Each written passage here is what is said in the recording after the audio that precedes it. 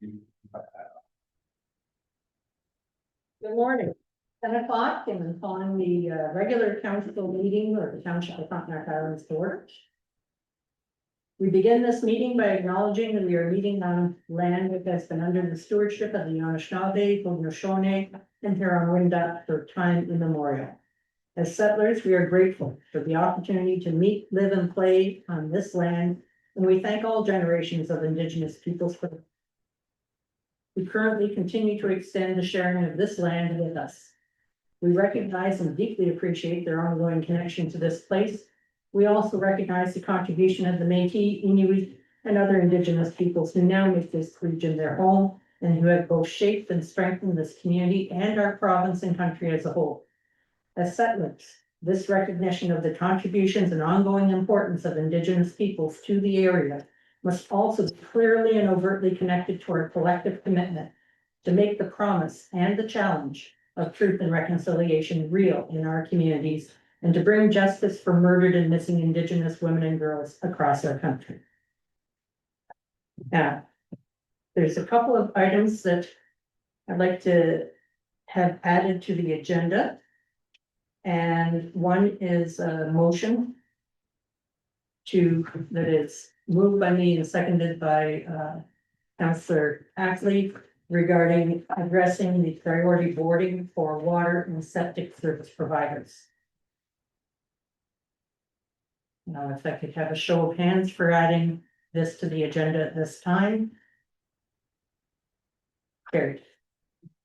Okay, and the second is to move forward within our agenda, pages 37 to 49, as they relate to the Frontenac Municipal Services marketing and technical reports. And we happen to have the expertise of Kevin Farrell and his team here going to be doing a presentation very shortly. So we should make use of any questions or information that we need on those areas while they're still present.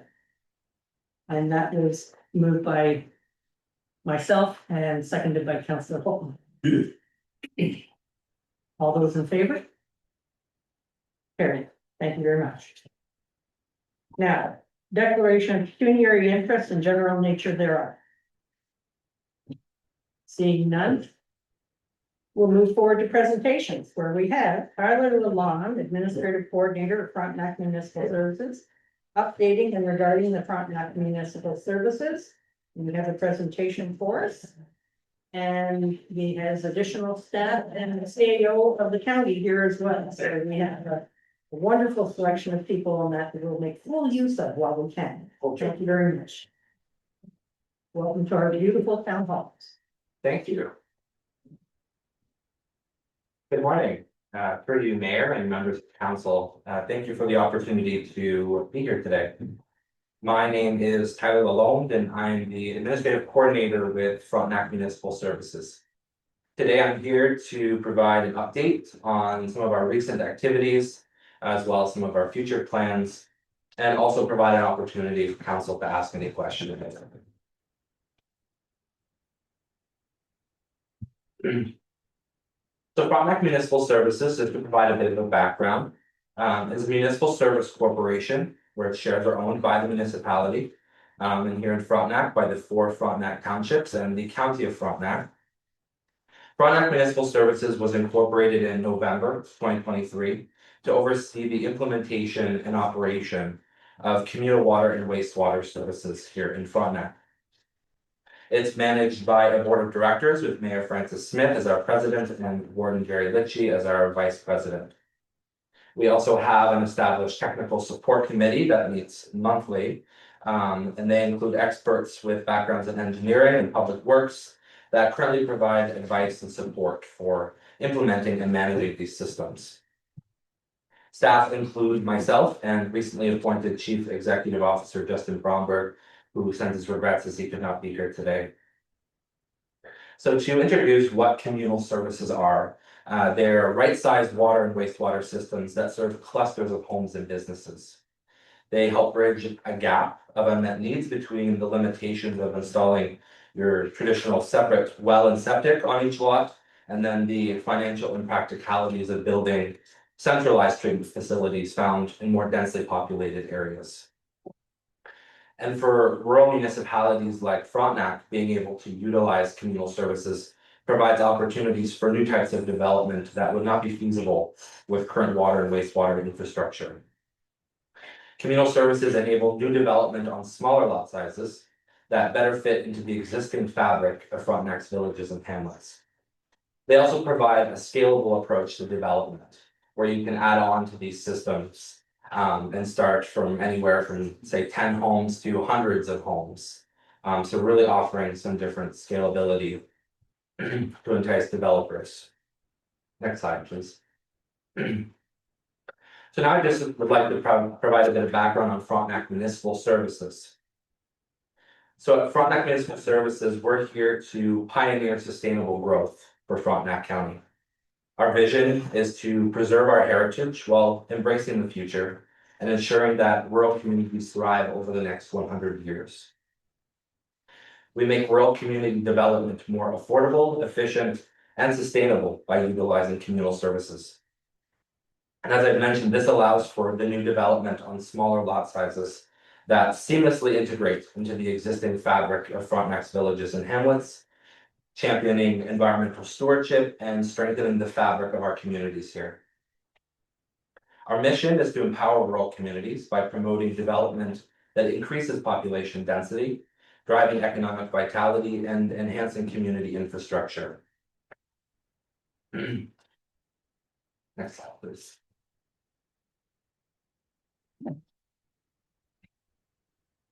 So in Frontenac, we currently have 3 development opportunities with the Verona project in South Frontenac currently underway.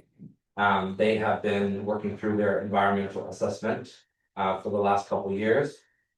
There's also the Charlotte Lake site, the old school site, where they're looking at adopting communal services for mixed use development there. And then also right here on Wolf Island as well, there's opportunity for an expansion area just off of the main street. So the key piece, as I mentioned, with all of these is the density and the scalability with these developments.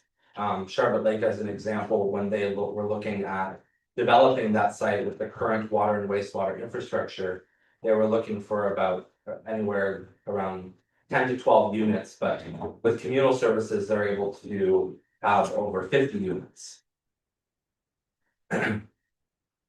Slide, please.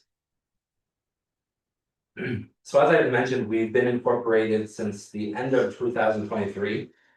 So now about 1.5 years. So just to share some of the milestones that we've been working through. The first of that being we passed our first bylaw, which outlines the voting shares of the corporation.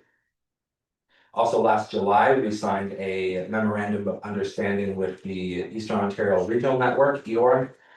They were able to secure funding through the Canada Mortgage Housing Corporation.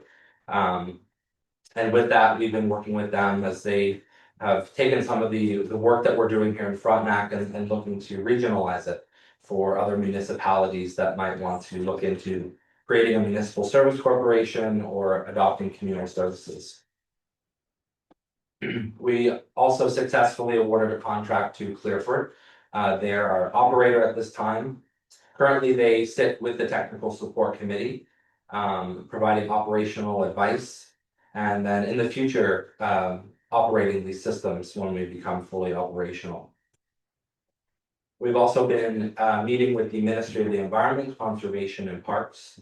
This has been ongoing in looking to streamline the environmental approval process.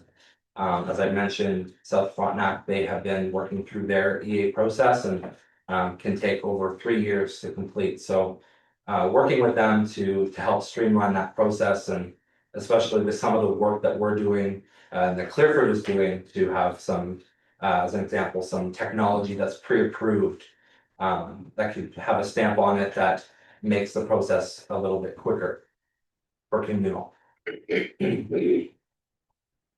Next slide, please. And then for the technical support committee, so just a bit of a background on some of the work that they've been doing. They had a work plan adopted at the start of this year with various initiatives, of course, to support those development opportunities that I mentioned. with different areas such as assumption and risk identification. We've been looking at the development of a sewer and a water use bylaw. Operational plans and financial management plans. And then some of the work that Clearford is doing specifically is identifying preferred technology for both small and larger developments.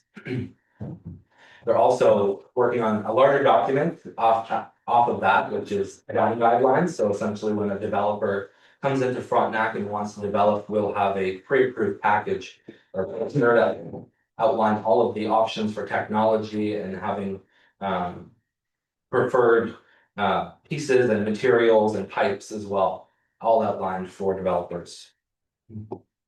Slide, please.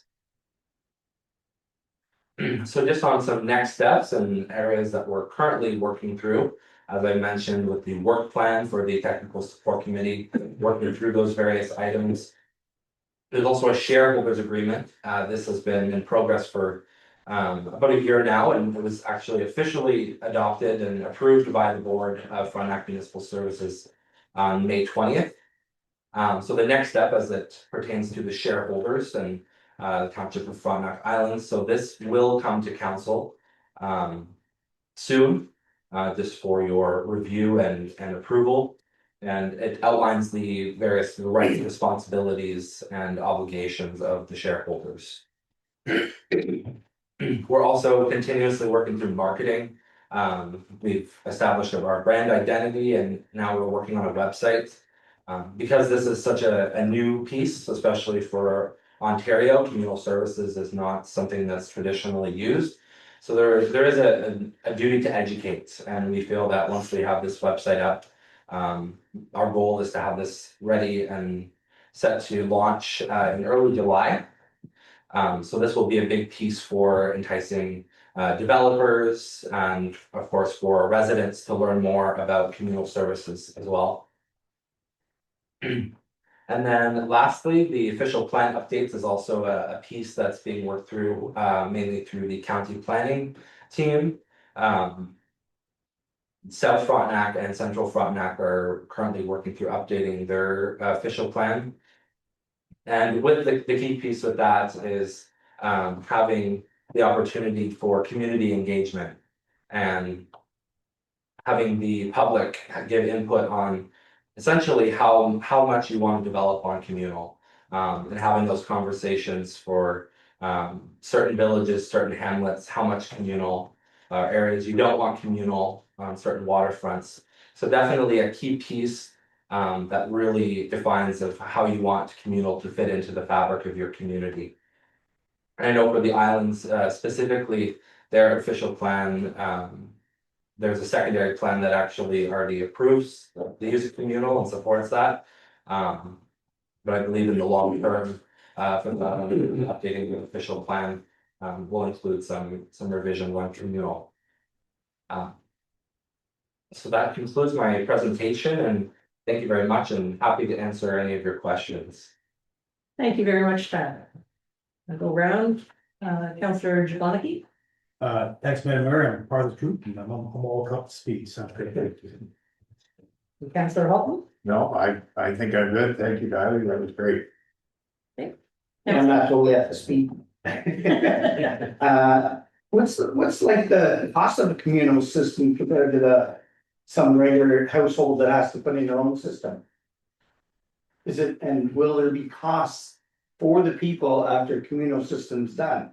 And I understand, yeah, that waste just out of control, water bills.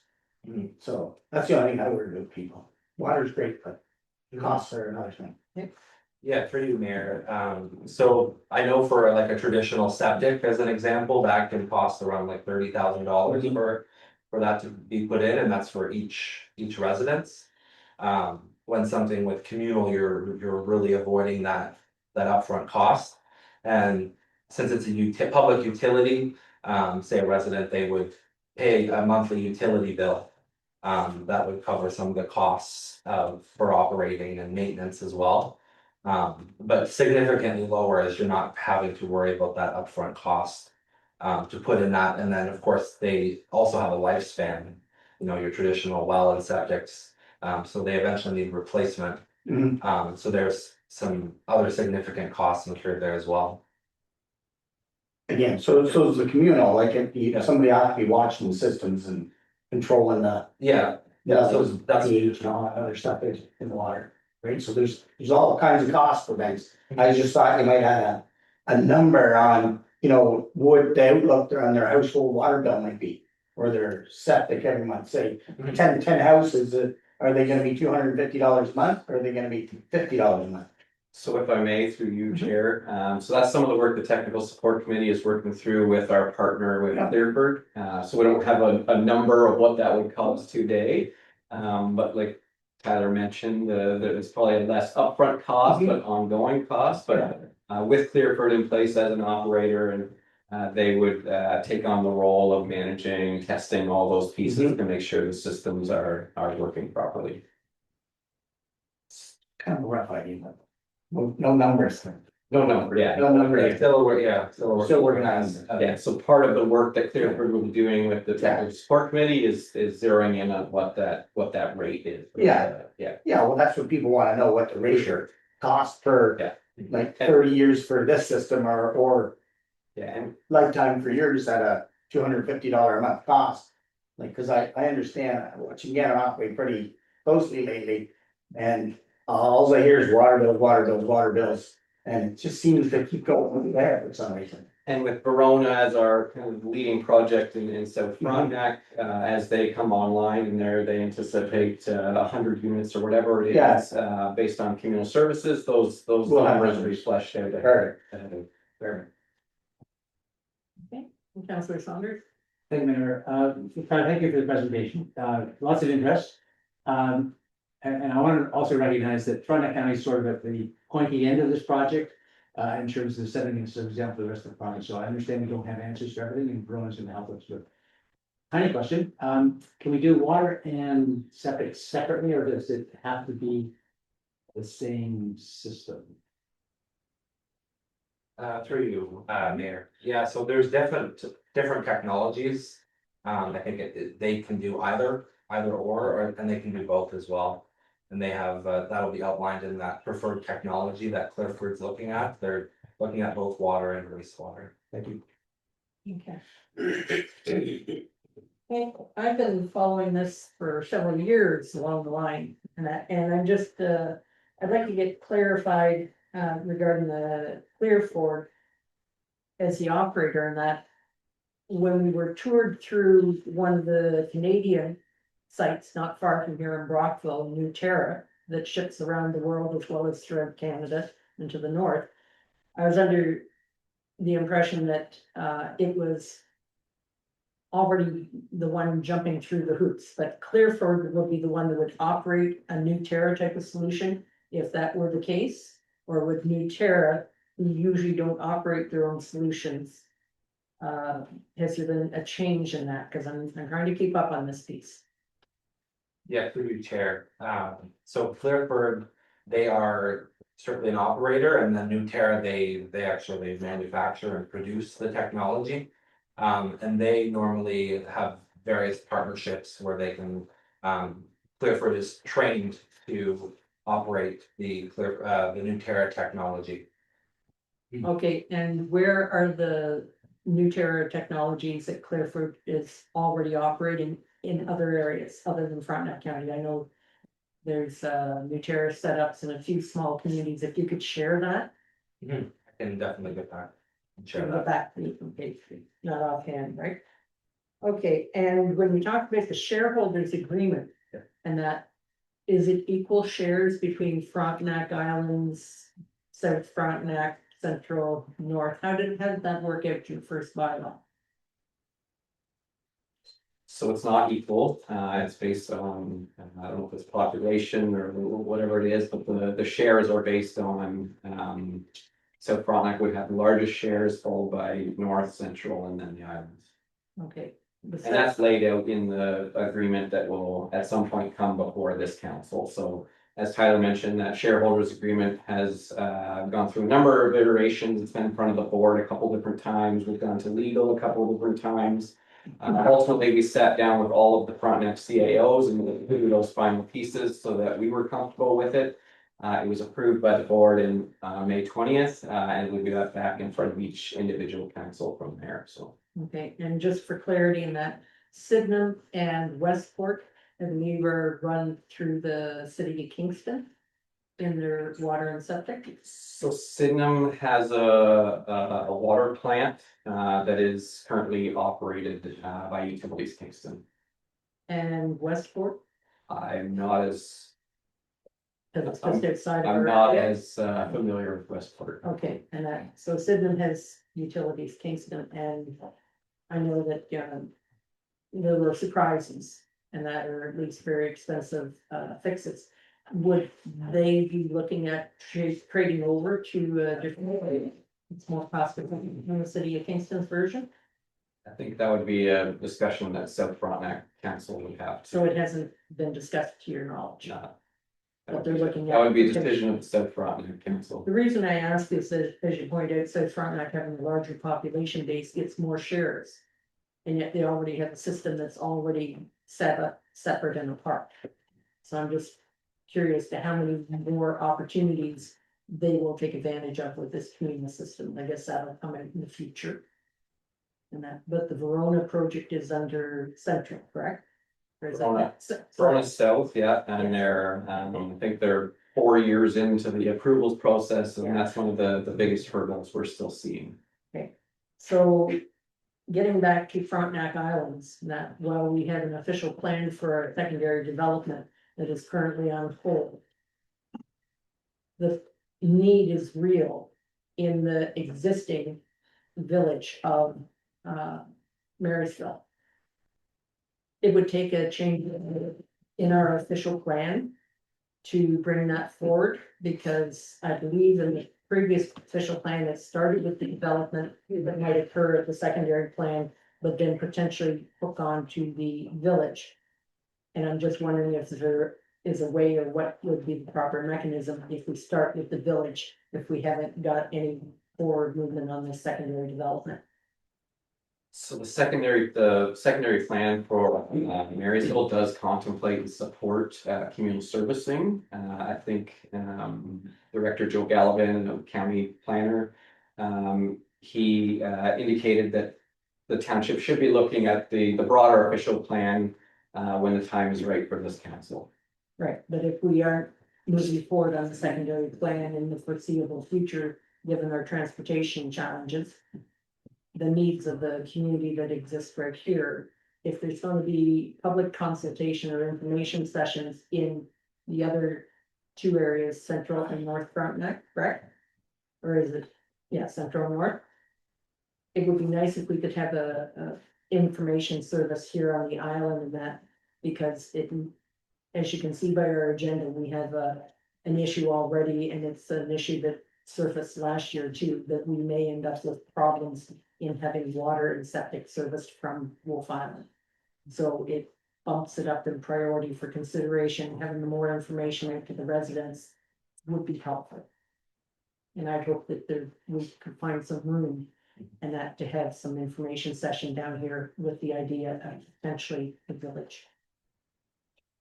Yeah, and again, that's part of the reason why we're here today with Tyler. Again, it's education and communication and making sure you're aware of the work that's being done at the Frontenac Municipal Services. Okay, and just a quick question on your minutes and that for the communal service. It has a 2.7 withdrawal year changed to 2030. I assume that's a 2027 perhaps withdrawal year. I didn't understand what that was about. Sorry, I missed the first part of that. On the first page under point 2, it says 2.7 withdrawal year changed to 2030 to align with the 5 years. So it's likely the shareholder agreement clause 2.7. Okay, At one point in one of the drafts, it anticipated going to the year 2030, but we aligned it with 2028, which is based on the approved draft budget of the Frontenac Municipal Services Corporation. okay. And thank you very much, that you're aware of the change in our agenda, and that if there's any questions on the marketing and technical support committee update, it's later in our agenda, this would be a good time for anybody to ask. That, Councilor Jablonski? No, thanks, Madam Mayor. I'm good. Okay, Councillor Holton, No question, thank you. Councillor Acton, No thanks. Councillor Saunders. No, thank you. Okay, looks like you're off the phone. I won't tie you up anymore on that. Thank you very much. I Thank you very appreciate much. coming over and enjoy your time on the island. Yep. So moved by Counselor Ackley, second by Counselor Holton, that council thank Tyler Malone, Administrative Coordinator, FMS, for his presentation regarding Frontenac Municipal Services. All those in favor? Carry. Thank you very much. Now we're with Richard Allen, also from the county, Manager of Economic Development, and Debbie Miller, Community Development Officer of the County of Frontenac. And they're going to provide an economic development update. Thank you, Madam Mayor. We're pleased to be here and joining our colleagues from the mainland to visit our friends of the islands. We just wanted to start our presentation with a video presentation that the clerk is currently putting on the screen, and then to introductions and discussion.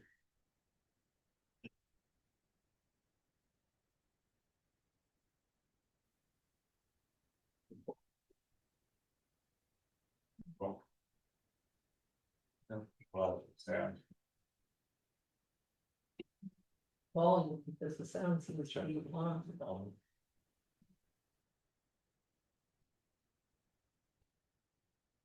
Might be due to the fact that we're on Zoom.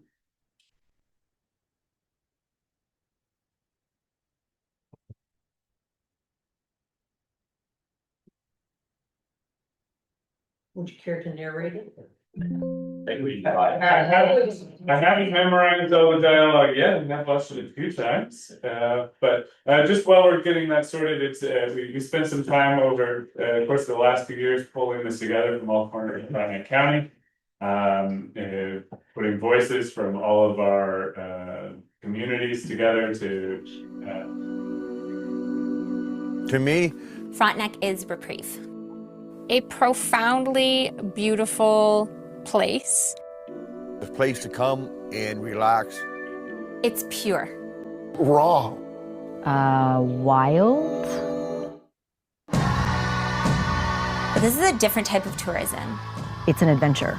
To me, nature in Frontenac feels Abundant. It's a very connected, vibrant part of the world. it's a wonder you can even find a spot to build a house because there are so many lakes and wetlands. If you want to go swimming, just like drive 5 minutes down any road and you'll hit a lake. And our trails are awesome. It is one of the best nature trails around, I've been told.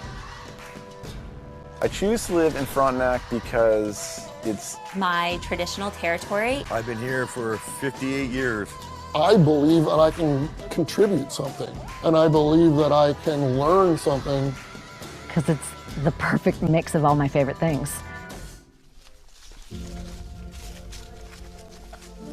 I think that people don't see themselves as part of the land anymore. And it is so important for us to see ourselves as part of those cycles, as part of those animals, as part of that land, to take time for just you in nature. For me, it's like therapy. Every place has a feel, it has an energy. And all the little intricacies that keep it very, very fresh. there's a certain like tempo of living out here that's like very graceful. People retreat into nature here, you know, to unplug and unwind and refresh and refuel.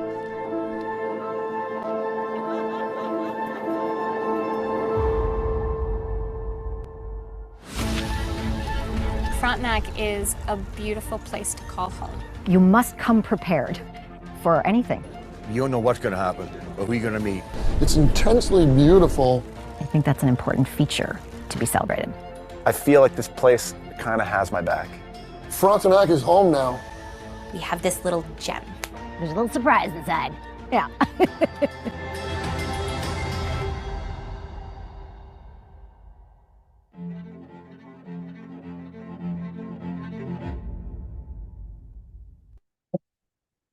Thank you, Angelique, for sharing that and navigating this sound. As the mayor mentioned, my name is Richard. I'm the manager of economic development. This is my colleague Debbie Miller. She's the community development officer. We make up the economic development team at Frontenac County, where we support businesses, promote tourism, manage trails, look at development opportunities, and lately we've dabbled in healthcare. And so this video is something that I've been working on for the last couple of years, as I mentioned, to promote the feeling and sense of our region, using the voices of some of our some individuals and business owners and from the area, to talk about how Frontenac is about being friendly and a space that people want to be and retreat to and live in the land, and that's something that's shared between all of our communities. We're here because we love the environment that we're living in and working in. I'm going to pass it over to Debbie to start. She's going to share a little bit about the work she's been doing over the past year, and then I'll follow up with a couple of pieces, and then we'd be happy to take any questions. Thank you, and thank you for inviting us here today to talk about the work we've been doing. Just touching on the video. So the video is part of one of the items in the Destination Development Plan. We've been working with both of our regional tourism organizations, so the RTO9 and Ontario's Highlands, to also help get the video out, and through Ontario Tourism as well. So all of those areas are really helping to raise awareness for Frontenac County, so that's been really helpful. We've also been collaborating with both RTOs on itineraries, so sharing places that visitors to our region can stop and they can visit businesses in our region. So we've been working on a couple of different itineraries. We've got one coming up in August that's going to highlight the island and coming across. We also worked with RTO9 is currently putting a video together to speak about walking on and walking off the ferry to help raise awareness for visitors coming to the island as well. So a few different pieces there that we're working on with the tourism side and with our partners in that. Just rolling through the annual report that's in front of you. I'm just going to highlight a few things because there's a lot of information in here, but just kind of drawing attention to a couple of items. So on page 10, healthcare in our community, this is a project that about a year and a half ago, I didn't know anything about healthcare and the workings of healthcare, but I know a lot more than I did then. We started with approval for an operational review of the 4 clinics across Frontenac County. We worked with Rob Wood, a consultant on that project, and worked in collaboration with the clinics to do a review. We thought at the beginning that there would be one thing that all 4 clinics needed that would really be beneficial. There wasn't. All 4 clinics operate very differently, have very different plans, but the administrative burden on the clinics is very real. So we were looking for ways that we could help to support and ease the administrative burden, therefore helping with the recruitment and retention of the clinics and helping with that. We brought a findings report back to County Council in March. And that was approved. From there, I put an implementation plan together and brought it back to the May Council meeting. So we're now moving forward with several items on an implementation plan for the next, we've built it out on 2025 and 2026. So working on that piece. So lots of moving parts there. I've been in very close contact with the Medical Center Board here and working with them. Met with them a couple of different times on different pieces around that. So there's lots of moving parts on that piece. So just trying to stay top of mind with the Frontenac Lennox and Addington, Ontario health team as well. Just rolling through a couple of other areas, continuing to work with businesses across our region. Ann Pritchard from Frontenac Business Services and I head out monthly to meet with different businesses in different townships. So we try to rotate through, meet with them one-on-one to learn a little bit about what's happening in their business, what we can offer as support, or what we can connect them to for funding or partnerships or different supports that they may need. So continuing to work on those pieces as we go. We've also hosted a couple of different networking opportunities and have more planned throughout the year, which is great. And again, trying to move those across the region as well. We hosted the Business Retreat and Awards in the fall of last year, which we had 66 different people from across Frontenac County come out to those events. So it was a really great day where we don't use technology. We really focus on the connection with the businesses, and we had different campfire chats is what we call them, where there's a panel conversation with different businesses from across the region. There were 6 different topics, and one of them being having business, being a business on Wolf Island and some of the challenges that presented. So that was a really great conversation to be able to share with the other businesses, but also how they could collaborate and consider other things. That day capped off with the award celebration. So this was our 3rd year for the Frontenac County Business Awards. And there was 5 different businesses from across Frontenac County that were awarded that. One highlight of that I always love to draw attention to is the award, the physical award for that. Each year, there's a different artist from across Frontenac County from a different township that creates the award. I think Nancy's still here. Nancy created the first year award from Wolf Island, but each year using the medium that they create artwork in, they create the award for the award recipients that year. And it is their interpretation of the Frontenac County brand. So it's always lovely to see the different interpretations, and each year a different piece of artwork that the award recipients take with them. So again, just a nice connection back to the community as well. As we talk about the different business connections, in December, we hosted a meeting on Wolf Island with the business community, and businesses were all invited to join. There was 21 different businesses that attended the meeting. And part of the meeting, Frontenac Business Services was there, the Regional Tourism Organization, RTO9 was there. We were there, and the islands were also there. Vanessa attended. And we talked to the businesses to hear what they were looking for, what some of the collaborative opportunities they were looking to have. So we worked through a few things. There was 3 groups that came out of that. One of the groups just finished the beautiful visitors guide. You probably I saw it at the beginning, but there's a visitors guide that the business community came together and put together. So it's available now, being distributed. They also worked on, there was another group that worked on the FAM tour, so the familiarization tour, which was hosted last week. And it was inviting tourism operators from our region to come and experience Wolf Island. We walked on and walked off the ferry, did a guided walking tour through Marysville and met with businesses. We did a guided bus tour of the island, and then we came back and there was a lunch provided that was a sampling of a few different food and beverage operators.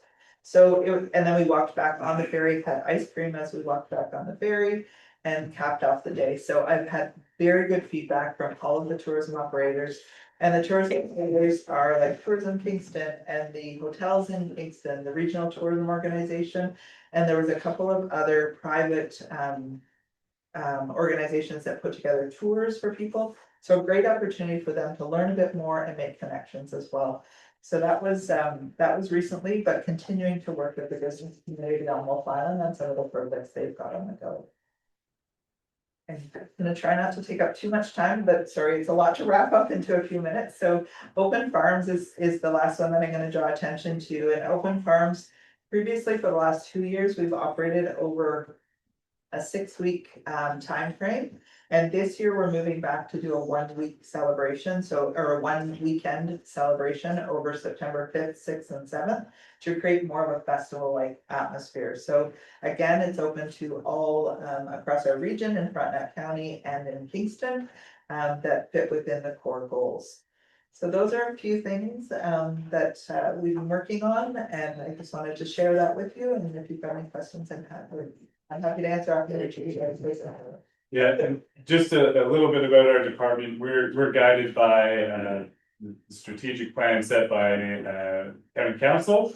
But separately from that, we have a charter for economic development, which we spent much of 2022 consulting with local businesses and members of the community about developing priorities for. And so the priorities that are guiding us currently are economic infrastructure, housing, food and beverage, and tourism. And these are things that, especially tourism, is a through line that always comes up in every business conversation we have, no matter where we are in the county. But these pillars will guide the programs and opportunities that we put together. A lot of what Debbie just spoke about, we consider to be economic infrastructure. That'd be everything from the healthcare to supporting the business community that's already here. And then tourism, obviously with doing the tour here, we have we want to enable sustainable, sensible tourism into Frontenac County. We don't want to have over tourism. And part of that is working with our partners on the other side of the ferry terminal to teach their visitors how to come over here, how to spend their money over here, and how to get back on the ferry without causing too much trouble for the residents and way of life over here while they're doing it. In addition to that, we also have a strategic priority on the mainland of the KNP Trail. I spend some of my time managing the Frontenac KNP Trail. At the county, we don't have a public works team or a parks team, so economic development does everything related to infrastructure, management, maintenance, and promotion of the Frontenac KNP Trail. And so we've been building as a strategic project for about 15 years, going and it connects from the city of Kingston all the way through Frontenac County. And now, if you take a look at the page 7 in here, it goes all the way up to Renfrew, where it connects to other rail trails of similar value. And we're highlighting a loop here that we think will be really interesting for cycle tourism. It's 360 kilometers off-road rail trail. We only have 12 kilometers left to redevelop in Frontenac County. And now we're starting to focus on getting the accommodations, getting the food and beverage, getting those experiences taking place. When it comes to Frontenac Islands, obviously this rail trail isn't over here, but we have been working in the past with the Great Lakes Waterfront Trail to establish loops on the trail. They have a significant market that they work with on a regular basis, and you'll see actually the maps are just on the side of the old Tourism Information Center here. And those maps are advertised across Ontario to potential cyclists to come here. We think that the cycling market is a nimble market, and what's very interesting is that in Frontenac County, we have the types of things that cyclists are starting to look for. They don't want paved shoulders anymore, they want gravel roads. They want, and I don't know any township that doesn't have a bunch of gravel roads in Frontenac County. So the rail trail just adds to the gravel roads and the gravel networks that we already have. And recent data out of Ontario by Bike shows that cycle tourism for an overnight stay, they'll spend anywhere from $500 to $700 in a weekend visiting a community, because they're not riding the bike the whole time. They're visiting the restaurants, the pubs, museums. They're always looking for the other experiences when they're off their bike as well in those communities. So that's part of our effort. I'm happy to answer any questions about the trail or the Charter for Economic Development, or anything else about economic development that Debbie and I haven't covered so far. Thank you very much. Councillor Jablonski, you have a question. Thank you, Mayor. First of all, thanks for the presentation, really good. Bring the people in, make it easy, that's for sure. I also want to thank David for medical clinic help. Very much appreciate it. I really like that. We're meeting tonight, we'll talk to you soon. Other than that, yeah, guys, it sounds pretty impressive. Any chance to bring that trail over here somehow? Well, it's in our plan, actually, but the previous council was interested in pursuing the canal project as part of that connection. And we haven't connected, and so something that is on my agenda is to speak with Vanessa about how we want to bring that conversation to your council and how we might talk about taking that project forward. The vision at the county is to go from the very southern tip, which is Horns or the south side of the island somewhere here, and take our trail and connect our communities all the way to the north, so where we haven't forgotten. Excellent, thank you. And just jumping on that piece, Ontario by Bike is doing a contest in August, and the focus is on Wolf Island. So we are running a 2-week contest where people can put their name in to be part of, and the prize that they win is across Wolf Island. So, and they'll do that in the fall. So very good. Yes. Thank you. Councillor Holton? Oh, I thank you very much, and I'm I send quite a few people your way. When anybody asks about business and tourism, I say, you guys are the best place to start. Good. So, Well, thank you. We're here, as, most of the townships of Frontenac County don't have, economic developers or community developers of their team. We're here, to work as your partners in terms of supporting, both the goals of the county, but, you know, in partnership with you. Hey, Councillor Ackland. Yeah, I love the trails. I'd like to extend our trail across the rest of the island. Yeah. So you can just drive the trail from one end of the island to the other. Right. And have a lot more fun. Uh, We're working on it. I'll even supply the excavator. Okay, that's great. Thank you. Are you looking for a bridge from Howe Island? No bridge, just across the island. Maybe a bridge across the marsh. Yeah. Check. Hey, Deputy Mayor Saunders. Thank you, Mayor. Just to reiterate or add to Councillor Yvonne's comment about your work with the medical clinic and stuff, it's much. Tourism is important, but healthcare and exam is also very important. I'd also say as an avid cyclist, I think there's all kinds of opportunities. We, many years ago, would get on the ferry, ride, whatever it's called, loop the island, maybe go to homes and back. So I think a lot of opportunity, and that gravel ride, that gravel bike aspect on gravel is certainly taking off more, so. More opportunities. Okay. And I would thank you for your work and your effort and your presentation, and as the current chair of the economic development, and I'm always happy to help in every way, shape, or form. And as you can note, even by the setting here, Wolf Island in particular has been very entrepreneurial forever. And Howe Island, while it doesn't have a village setting in that, it does have agricultural aspects in that people want to make their money in that. And it's crucial that we keep the vitality of the islands and that going, because we're not just a leisure place, we are an economic engine as well. And our lifeline is ferries, which is also the bane of everybody's existence too. Okay, so Moved by Deputy Mayor Saunders, second by Councillor Jablonski, that council thank Richard Allen and Debbie Miller of the County of Frontenac for their presentation regarding an economic development update. okay, all those in favor? Thank you. Thank you very much. Thank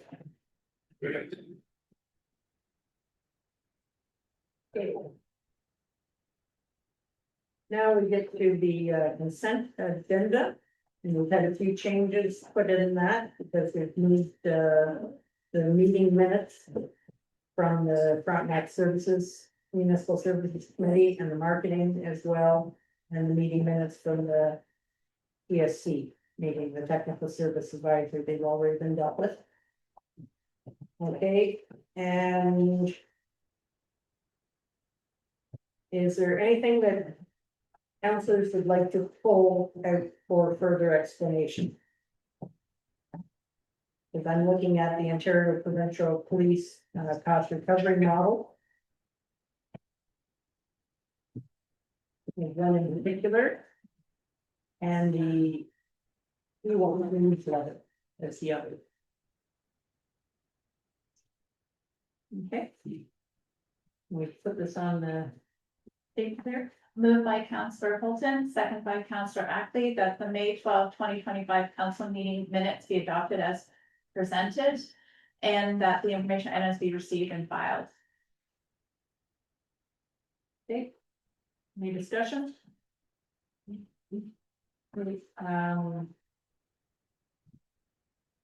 Minutes, all those in favor? Question that later. Okay, and for information items? The information items, you want to go ahead and pull the EOWC and Ontario Provincial Police? Yes, the Ontario Provincial Police and that. They're going to be doing a review of the formula. It should actually be completed, I believe, at this point in time. Perhaps our treasurer is aware. Have you been in the communication loop at all? Yeah, through you, Madam Mayor, we have received communication on it. As far as I'm aware, the most recent update, they would be having information sessions for treasurers to attend and ask questions, which have not taken place yet. Okay, because last year it was the efforts of Roma that resulted in a reduction in cost by $56,000. And we got notified of that on the Friday and we brought it to council on the Monday, so it's not that there's a withholding of information, it just seems to be a bit of a short notice ambushing of information that, and there is a conversation that we held, or at least administered for different areas, and ours will be on June the 12th, there'll be a Zoom meeting. I expect if not the CAO who's off and that the deputy CAO will be involved, then I will also be in on that too. Just to hear what the latest is from them. The EWOC, which is Eastern Ontario Wardens Caucus. I'm very impressed by the size of the information that arrived in from EWOC, and that there was a couple things that caught my attention. And one was that they had agreed in principle to the Great Lakes group that is a US and Canadian effort to try to protect and enhance the system of Great Lakes economic development and sustainability in that. So they went down to Milwaukee. It's called the Great Lakes and St. Lawrence Cities Initiative. And we now have a formal memo of understanding that will help us with cross-border collaboration, which would be very good. But the other thing that popped in there was some of the government announcements of funding in that, which includes home and infrastructure development with the new legislation and funding, and it's 400 million, bringing the total to 2.3 billion over 4 years for housing enabling infrastructure. And that includes water systems and construction costs for roads and everything else. Now, just thought everybody should be aware that there's a massive investment. We hear about it on the news that the federal government as well as provincial government wants to make sure that we are stepping up to the plate. What they're looking for at the federal level are shovel-ready projects that will be fast-tracked. That's also something we should keep in mind for provincial funding. It should be shovel-ready and that not wishful thinking projects, and that there is a lot of money that is being invested.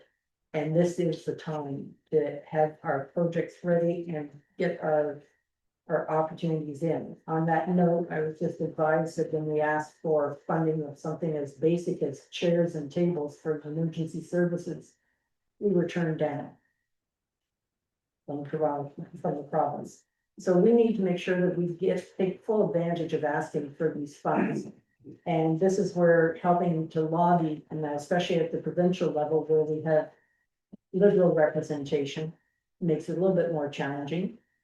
But it's not to be ignored at all. So as many opportunities for grants, I would really like to see them go in and always keep me apprised, because if I can push it along, I'm more than happy to push it along. Federally, we're in a little bit better shape because the Liberal government has good representation, and that's the way it goes. Okay, that's my 2 cents on that. Good on that. Right? We're good on that? Okay, good.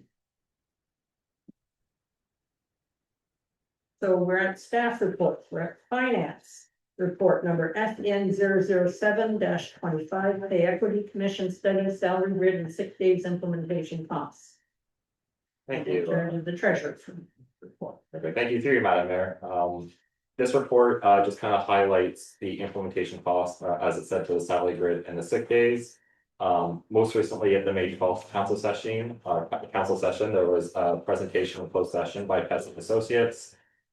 Just to give everyone a refresher, they were engaged by the township to do a pay equity compensation study, making sure the township was in compliance and will maintain compliance with pay equity legislation. Again, the primary purpose of the work they completed is they did a job evaluation for all our positions. They did external market research for comparator organizations, which will be looking at what do similar organizations pay their employees. They developed salary grids based on market conditions as well as the study they did themselves to make sure that was all pay equity compliant. And then they provided us with kind of generally the cost to implement and their recommendations to do so. So again, to kind of make clear, the implementation of the salary grid for the township ensures that going forward, we are pay equity compliant and we're adhering to all legislation. So in their presentation, the annual cost to implement was noted to be $58,672. Underneath, I've done a bit of an analysis, so everything should kind of be clearly laid out, but I'll be happy to go through it again here. So the first thing, annual implementation costs, I adjusted that number to reflect the additional benefit or deduction cost that the township would have. So that brought that total up to $68,354. As far as the township, I think it's important maintaining and sticking to our budget and looking to fund it through those means. So when we looked at this, we looked at implementation date of September 1st of 2025 or a third of the year. So basically, what would it cost the township to start implementing this September 1st? That also gives management some time to properly implement and make sure everything's in order and kind of not rushing any implementation at the door. So that's the reason why the costs have been prorated here. What's underneath is kind of some areas that have already been budgeted or some savings that have been noted that could be applied to implementing the salary grid without a need of having to pull from reserves due to the fact that, you know, at this point our tax levies are set. So the first thing kind of built into the budget last year for salary and benefits were just amounts budgeted for merit or performance increases. Again, that totaled to $16,588. The next piece there is the on-call savings. So if council will recall, we've been in discussion. We had a preliminary approval from MTO to implement an on-call program for our Howe Island ferry operators. At this point, it's still with MTO and, you know, their decision makers. As far as we're aware, the plan is still to go through. But the matter of fact is it hasn't been implemented, so we haven't been paying any on-call costs up until this date. So there, that $2,909 just represents that we've already gone at this point, likely we'll go 6 months of the year without having it in place.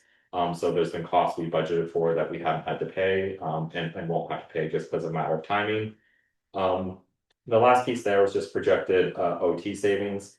Again, this one's a little bit more variable, but just mapping out the OT costs that we had kind of for the first few months in the year.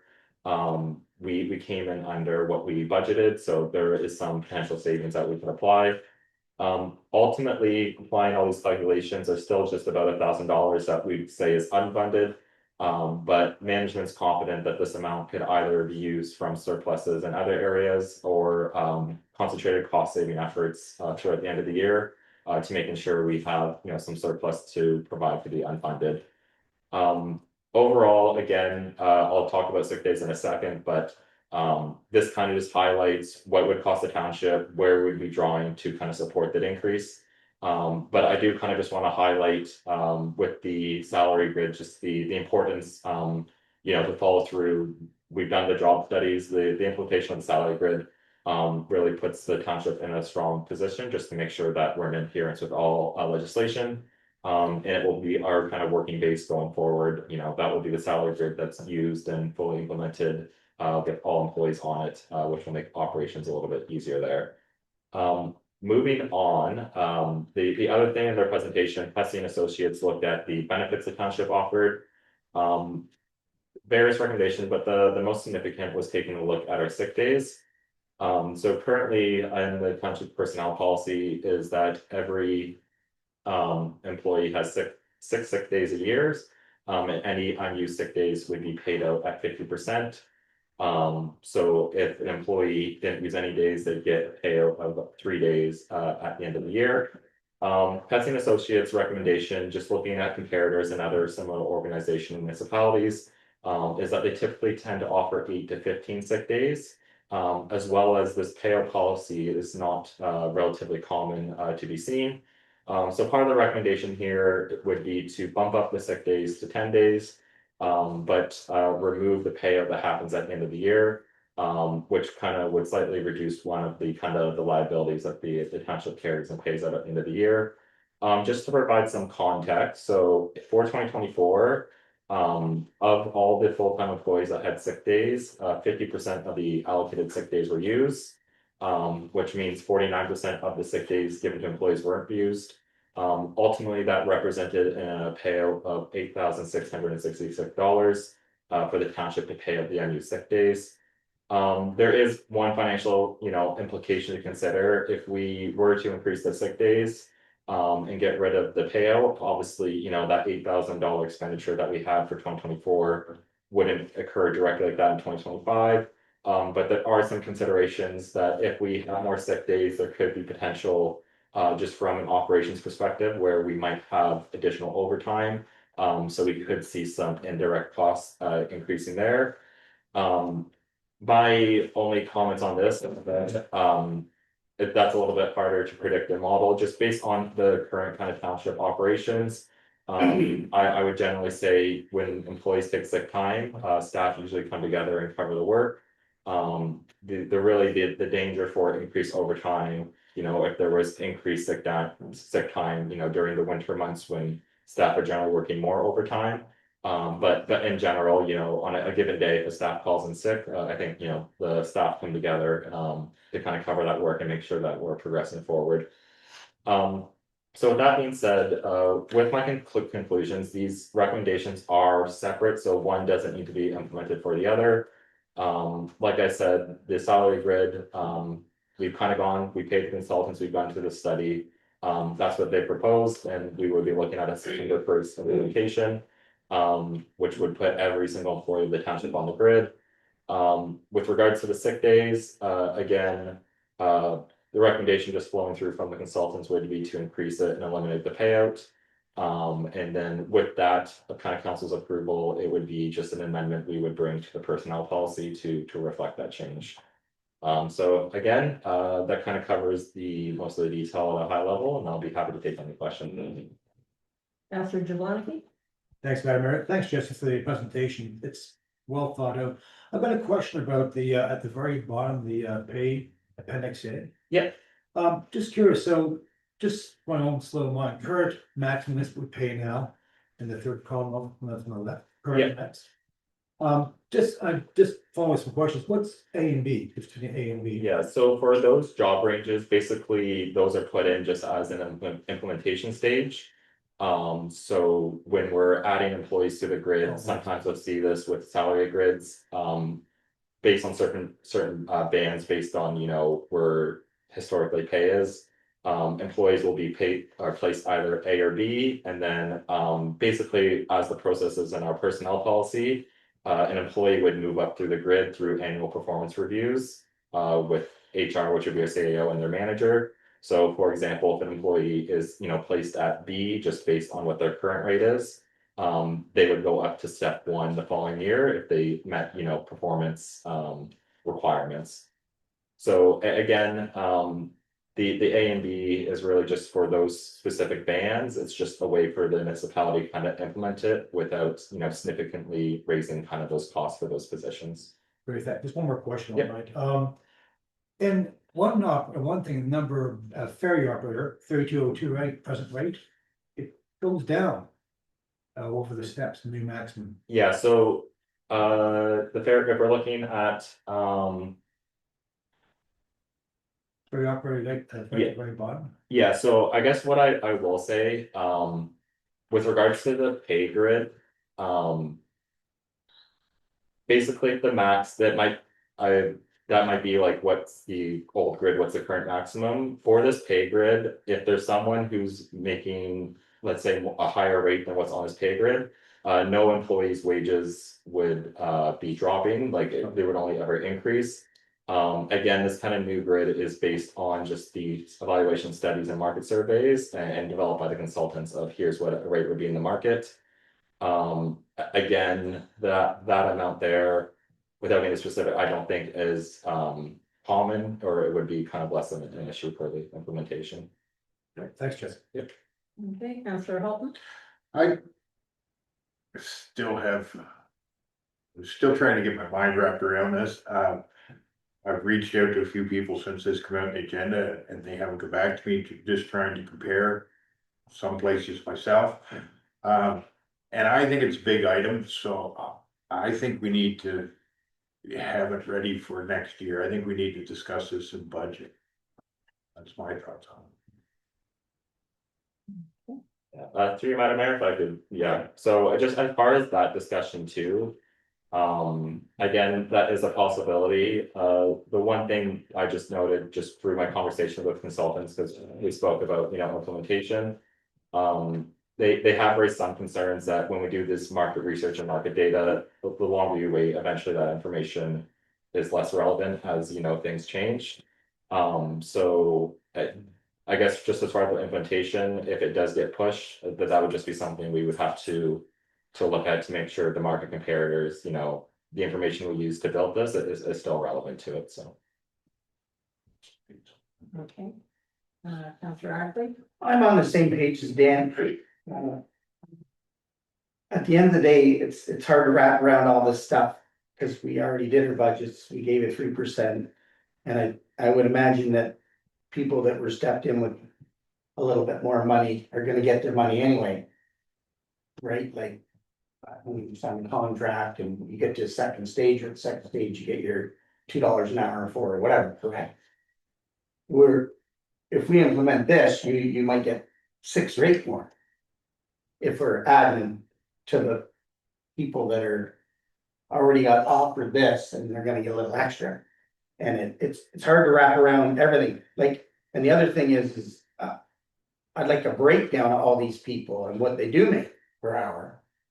So then I got a rough idea who's what's who, like, I'm confused on some of the wording you have in here for this operator and that operator.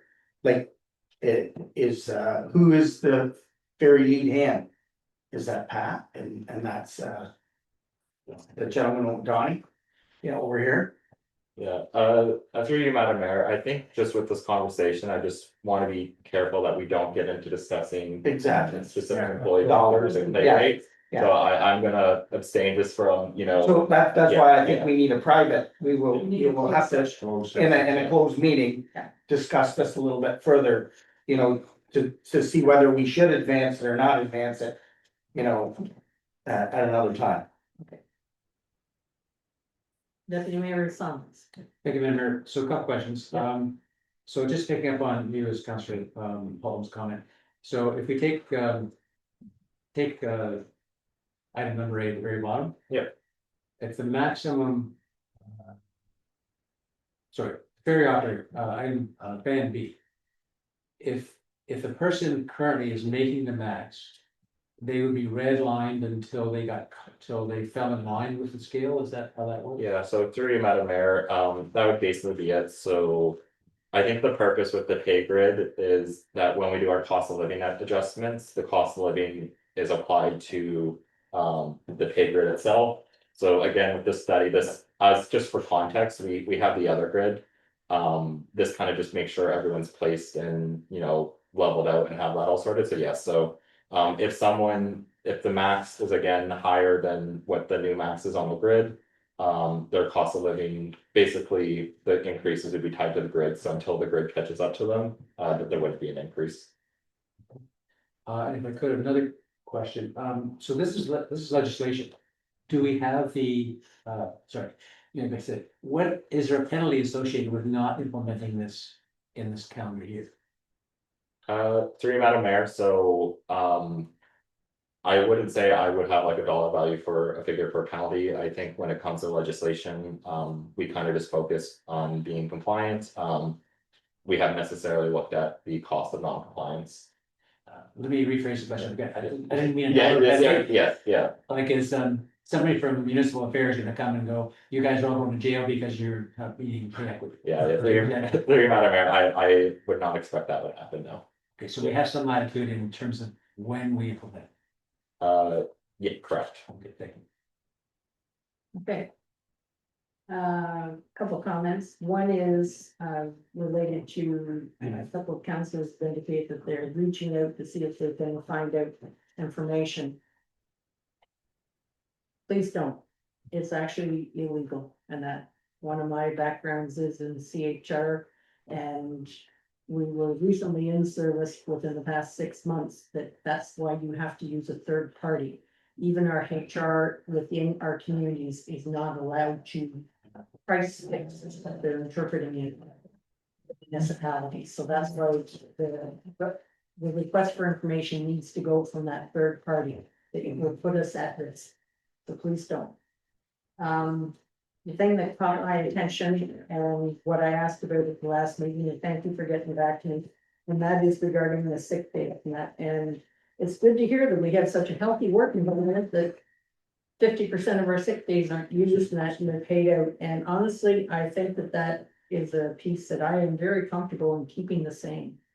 Because it's not being overly utilized, the amount is a payout that would be far less than if we have, for example, the 10 days that they were recommending. And keep in mind that when a ferry operator phones in sick, that is going to be somebody else that's going to be replacing them. It's not, okay, you're going to be grading on the side of the road, the ferry still has to run. So I think we have some unique areas and as well the waste services on Wolf Island at least. I don't know whether they can be covered off differently on how. But basically, I think we're being well served with the existing 6 policy, and it's not that our staff are using up six days and they're needing more. It's being demonstrated that they aren't. So my recommendation and thoughts on that is keep the 6 sick days and keep the payout at the end of it. It's a good motivator. Am I sick enough to be sick, or I might end up with a little bit of money in my pocket at the end of the year? And that, but that's my 2 cents on it.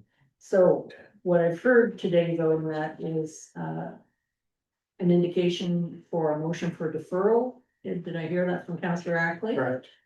Okay, so would you like to make that motion, see if there's a seconder for something of that nature, or at least a discussion? I'd like to make that motion to defer. I would Till second when? that. Probably budgets is the best times.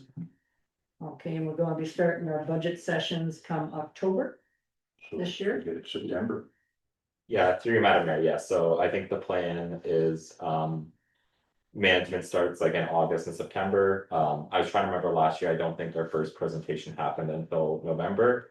But we do aim for October, if possible. So would it be appropriate for moving this to defer to the October meeting for council?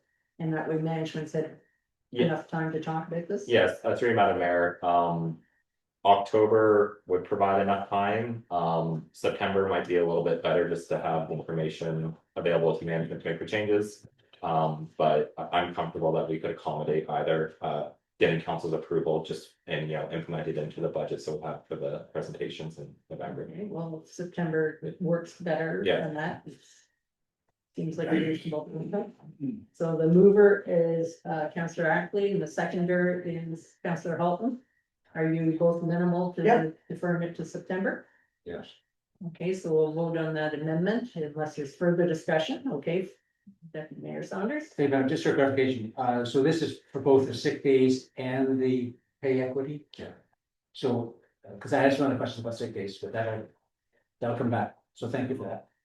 Thank you for the clarification. So just to be clear, so this motion is to defer this current motion. The budget meetings in September 2025. Correct. And, okay, so it was moved by Councillor Ackley and seconded by Councillor Halton. Correct. Any further discussion? Seeing none, all those in favor of the amendment? Carried.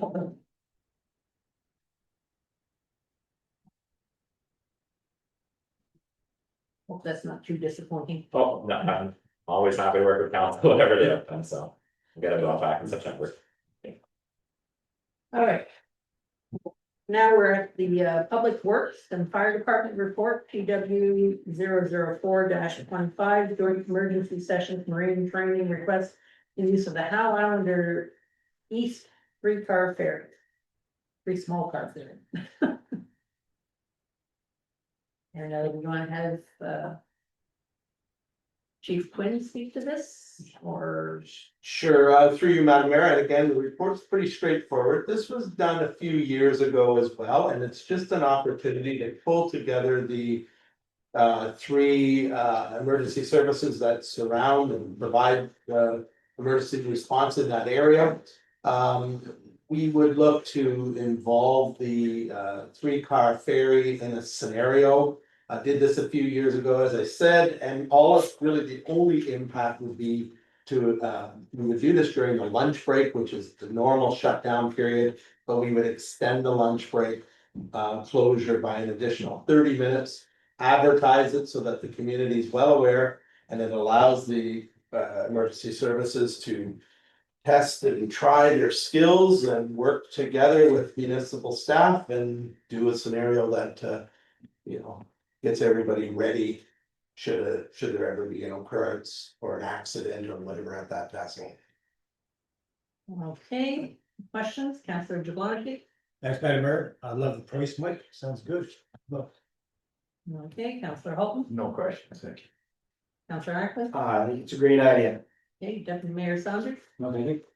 Okay. I just wondered about the wolfhound training, for example, Simcoe Island. With that, and I'm looking at Chief Hawkins in that regard. Little different, they cover a bigger area down there. We're basically, other than having Kingston or something, if we needed a fireboat or something like that. You need to be involved with those guys. You gotta be careful taking people off the island. That's the big problem. If Mike would attest to that too. You can't be taking your. That's the hard part with training together. Is taking your firefighters off the island to do it, and then you don't have anybody left here. Especially in the daytime. Because so many people work. This is it, but I'm wondering about the service operators from the Simcoe Island ferry. Would it have any benefit that might be a translatable skill that comes back to us? Just depends. But if they do altogether different than we do, what are you training on, Mike? So through you, Madam Mayor, this would be really geared more to let me back it up. The ferry crew are already trained with their marine emergency duties, the MED certification. So if there's an occurrence on board the ferry crew already know kind of what they need to do and how to respond. If the ferry is involved, for example, in an accident with another vessel, or another boat has come and crashed into the ferry and we have some people thrown from a boat or whatever, then the fire response teams would be pulling patients from the water, providing whatever stabilization to transport them to the mainland. So this one is really more geared to the fire crew versus the ferry crew. Okay, so I go back to Chief Hawkins. No, it wouldn't really be that beneficial to those guys, like it's. Okay, that's what I wanted to know. Thank you very much. Appreciate that input. Okay.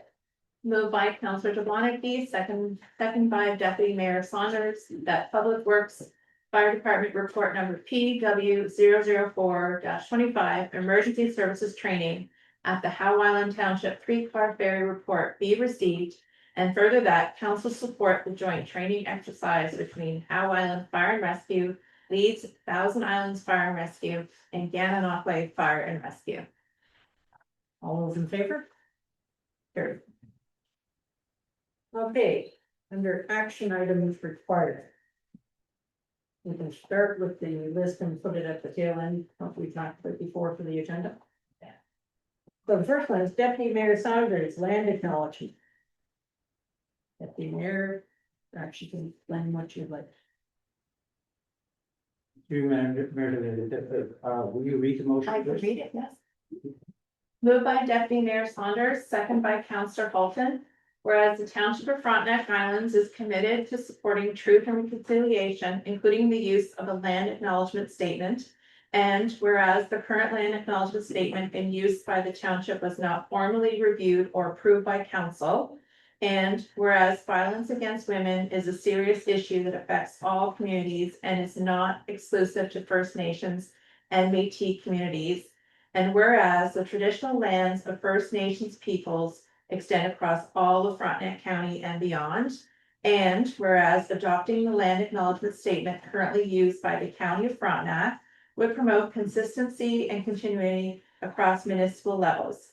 Therefore, be it resolved that council directs staff replace the township's existing land acknowledgement statement with a statement currently in use by the county of Frontenac as follows. We begin this gathering by acknowledging and celebrating these traditional lands as a gathering place of the first peoples and their ancestors who are entrusted to care for Mother Earth since time immemorial. We do so respecting both the land and the Indigenous people who continue to walk with us through this world. Today, the county is committed to working with Indigenous peoples and all residents to pursue a united path of reconciliation. Okay. Comments? Councillor Jablonski. Thanks, Madam Mayor. No comments, thank you. Thank you. Okay, Councillor Ackley? I have no comments. Councillor Holton, would you like to elaborate anything? I just, I've always liked theirs, it's tidy, it says everything I think it needs to say, and it's much shorter, so I'm very much in favor of this. Okay, and Councillor Saunders, did you want to say anything more? Yeah, let me just, for sure, for perspective, add some, thought behind why I was pursuing this change. First of all, I've experienced in many organizations now, these statements are read, and quite frankly, I think they tend to go, almost fall on deaf ears. They're kind of stale. They've been read for, in our case, years, and people, they don't have the impact they had. So I thought this was an appropriate time for us to take a look at ours, be consistent with the one county's using, and kind of recommit ourselves to this land acknowledgement statement. So it's a restatement that we do in fact support it. I'm also leery of, I always think actions speak louder than words. So in terms of our support for the Indigenous communities, I think the fact that we have now donated in-kind donations to the National Indigenous Presenters Gathering, the art of visiting, we'll have done that 2 years in a row. I think that's evidence that we are in fact putting our thoughts, our words to action. So that's really the gist behind it. I appreciate council's support. Okay. My perspective, since I'm the one that usually does the reading of it, I actually like the longer version that because it does capture the violence against the Indigenous women, which is currently 4 times the rate, greater than 4 times the rate of non-Indigenous women in the murder, and has resulted in, for example, the Moose Hide campaign that focuses on all communities to step up and provide better instruction for men and young men to respect women. So this came from the Truth and Reconciliation recommendations and that, and I actually prefer the longer version. That said, I'm only one vote, but I'm keenly aware that I do not want to minimize the damage that's been done to Indigenous women that is primarily related to the damage done through the residential school that has destroyed so much of the culture and the respect that used to be there. The women were in charge of the land and the men were in charge of the war. And that was an equal footing basis in the Indigenous land. So I prefer the original version myself. That being said, it's a democracy.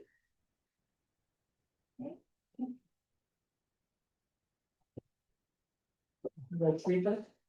Want we read it over again? For passing of it, one way or the other. Okay. So moved by Deputy Mayor Saunders, second by Councillor Holton. Whereas the Township of Frontenac Islands is committed to supporting truth and reconciliation, including the use of the land acknowledgement statement. And whereas the current land acknowledgement statement in use by the township was not formally reviewed or approved by council. And whereas violence against women is a serious issue that affects all communities and is not exclusive to First Nations and Métis communities. And whereas the traditional lands of First Nations peoples extend across all of Frontenac County and beyond. And whereas adopting the land acknowledgement statement currently used by the County of Frontenac would promote consistency and continuity across municipal levels.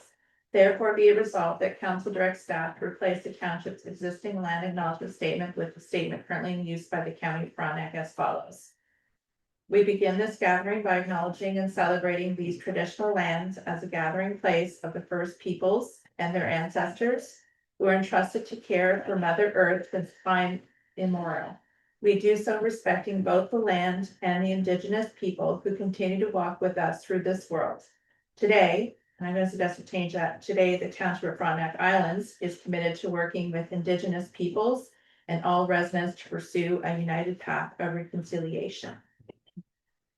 Okay, any further discussion? With that amended change to the Township of Frontenac Island, thank you very much for catching that. All those in favor?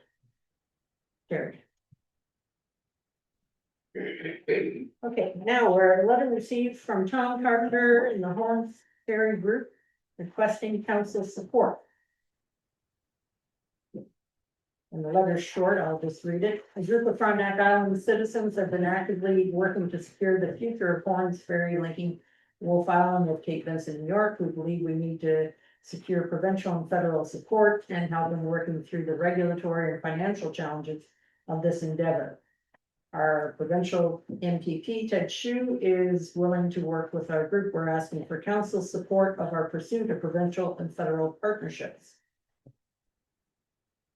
Any questions, Councillor Jablonski?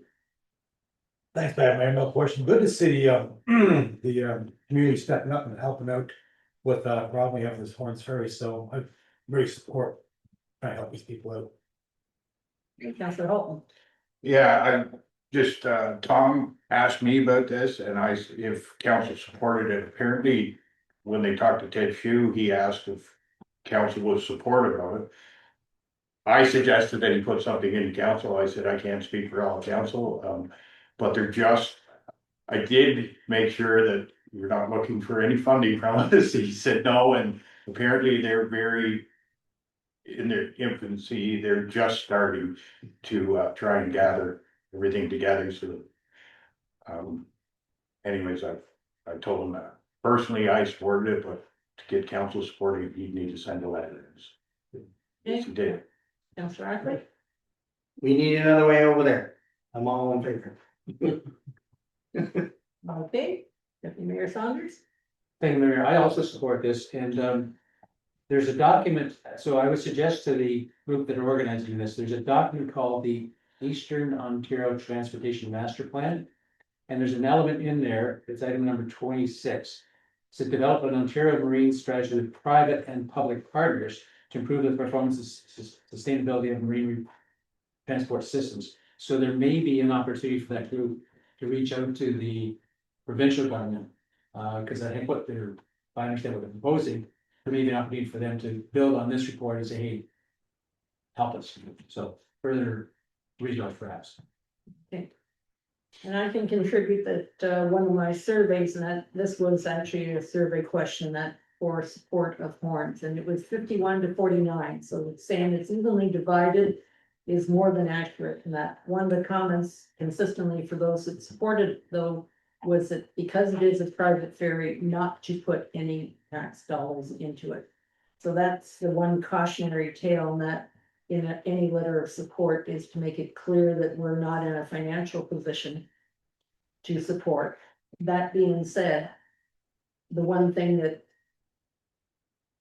comes to my mind is the taxes that are currently having to be paid on the wharf. The wharf that Horns has used had to be purchased by the Horn family, and that from the ministry. So we must be taxing that in some way, shape or form. So perhaps in the future, that might be some level of support that we could do, as waiving of taxes on that wharf.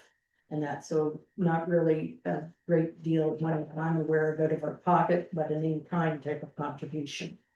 And that, but I just don't want to have the appearance that suddenly we're going to take over the ferry, much like we do for Central or the third three-car ferry over in Howe. And that because the business case for something that runs at best 5 months of the year is not a good business case for having it sustained in that given the cost, and whether or not the ferry is currently on the market for sale. So the reality is it's a private ferry. There's only so much we can do, and then we in infancy.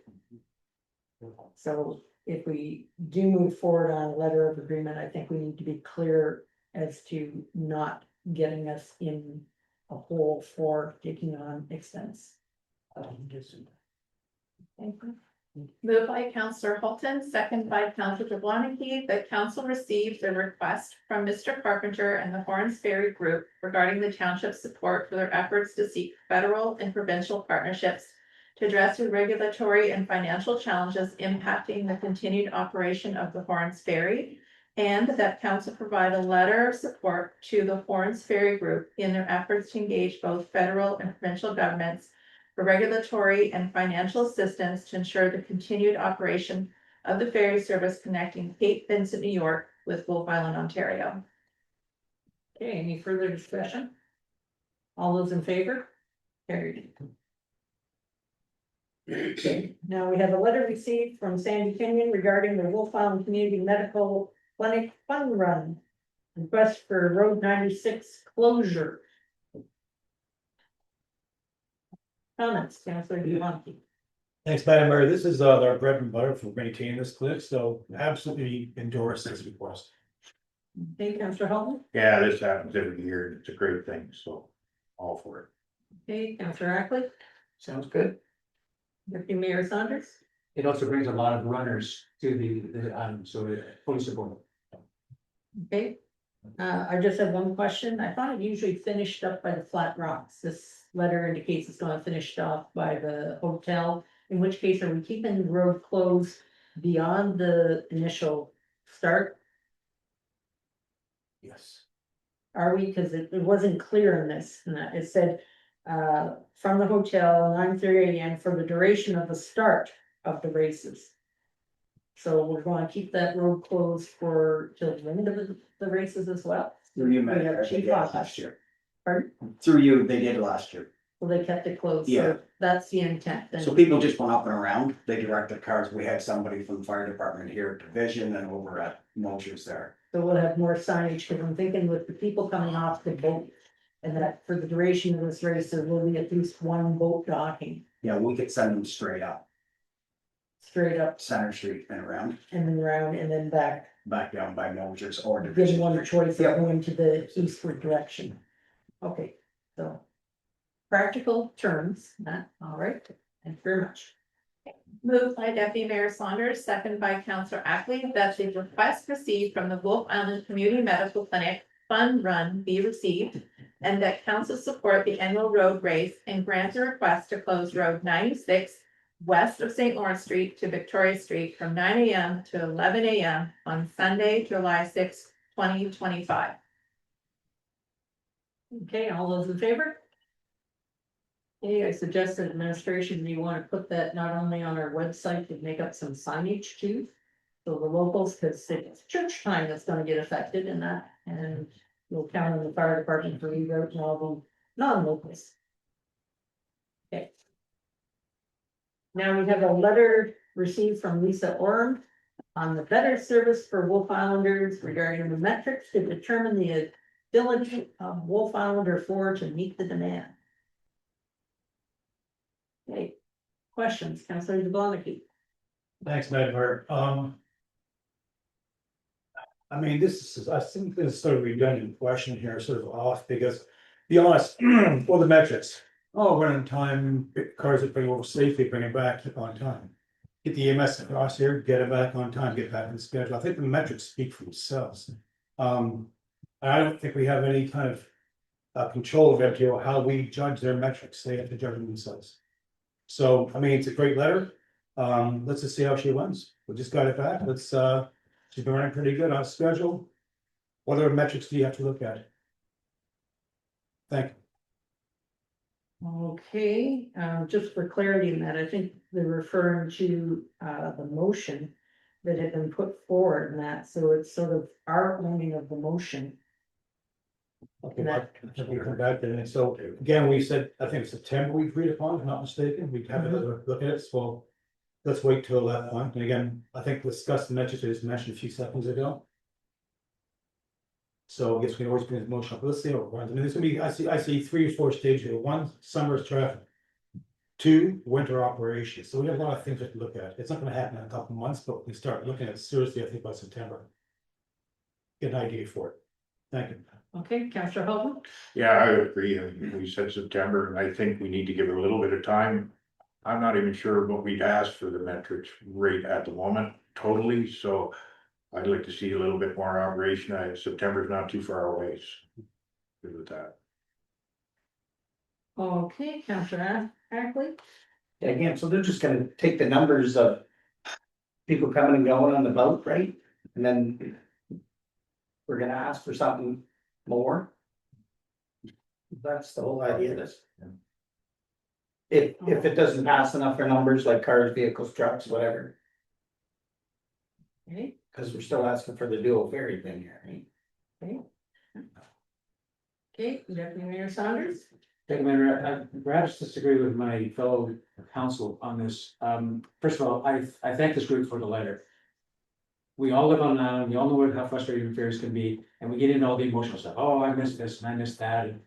And I think the request here is let's be factual.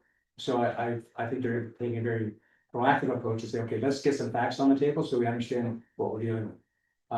I would take on the responsibility to work with our CAO to approach. Again, so the issue for us is capacity. So how's that defined, right? Do we need 2 ferries, 1 ferry, and all that kind of stuff, right? So I'll volunteer to work with the CEO to approach MTO to determine how they will judge it. And I would suggest things like cars left behind, hours per day capacity, not just how the person felt that day. So if council's okay with that, I would go forward and work with CEO to approach MTO and have this discussion with them about how we determine capacity. Okay. I agree that there needs to be a proactive approach. We're right into summer now. We're coming up to June 21st, that traditional first day of summer, but we're already in it. And having the metrics in place and gathering the data and that is relevant other than just the car count is important. That I've heard already from people that work a 12-hour shift that have to get up after 4 in the morning now to catch a 5 o'clock boat in order to catch a 12-hour shift.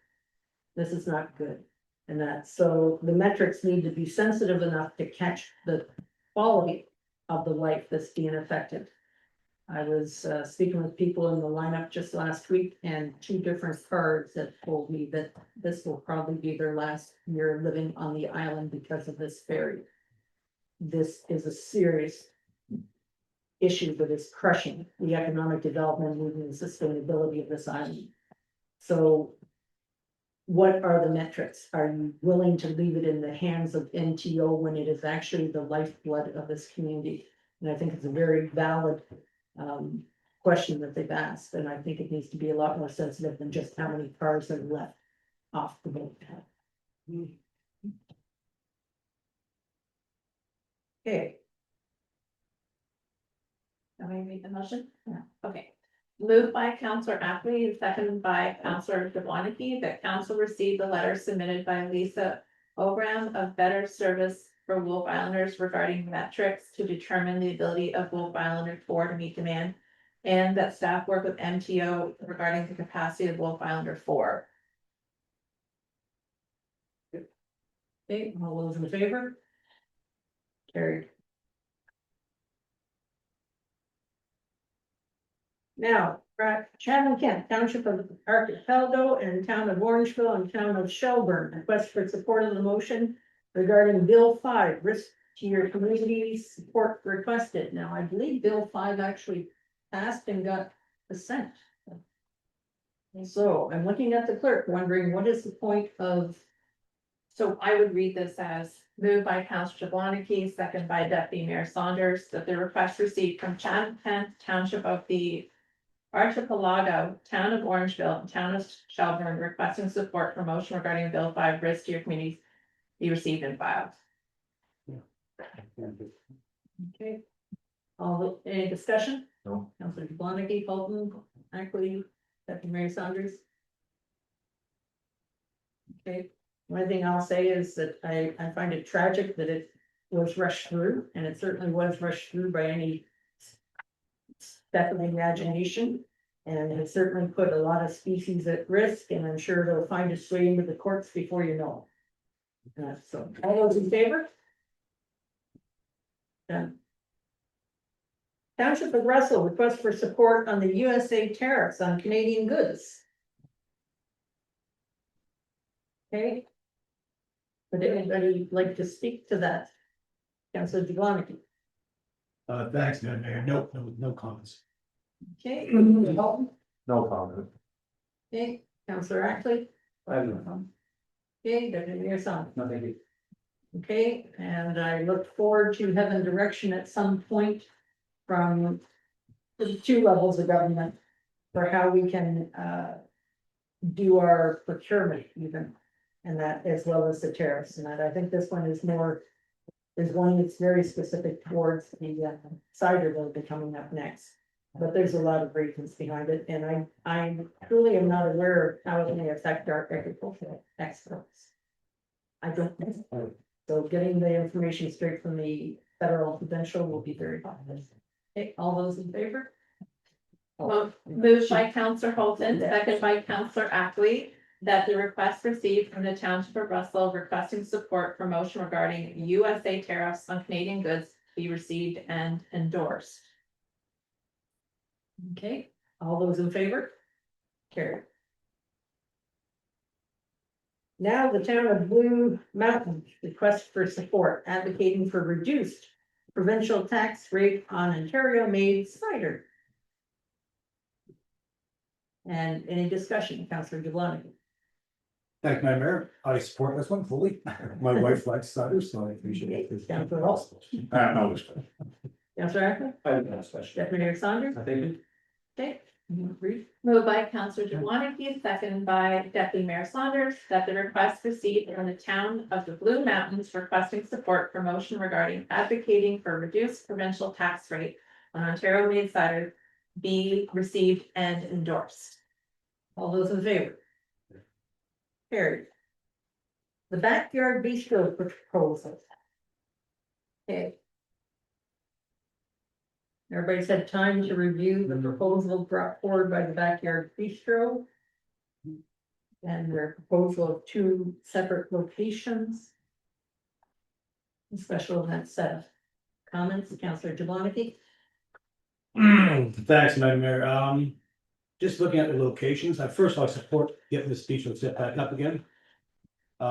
Two, I actually support location to the fire hall. I just don't think putting a, although it does smell great, the food coming up, I don't think it'd be appreciated in a small residential zone, but I think by the fire hall, the main 96 run would be, 95 would be great. I think also what I understand too is no more, Darcy and Laura down the road for they closed down. So I think the location too, I would support them. Thank you. Councilor Holton? I guess I would be, I would assume they've talked to staff. Chief Hawkins and everybody else involved. I would think that's maybe a better site, but I would go with, I'd recommend the staff come up with which of the two is the best, it's most workable site, and we'll go with that. Okay, Councilor Ackley? Yeah, again, I think you need to leave it up to staff to where they're gonna put it, but I'm for it. Okay, Deputy Mayor Saunders? Yes, again, assuming it meets all of our requirements, stuff like that, I'm supporting.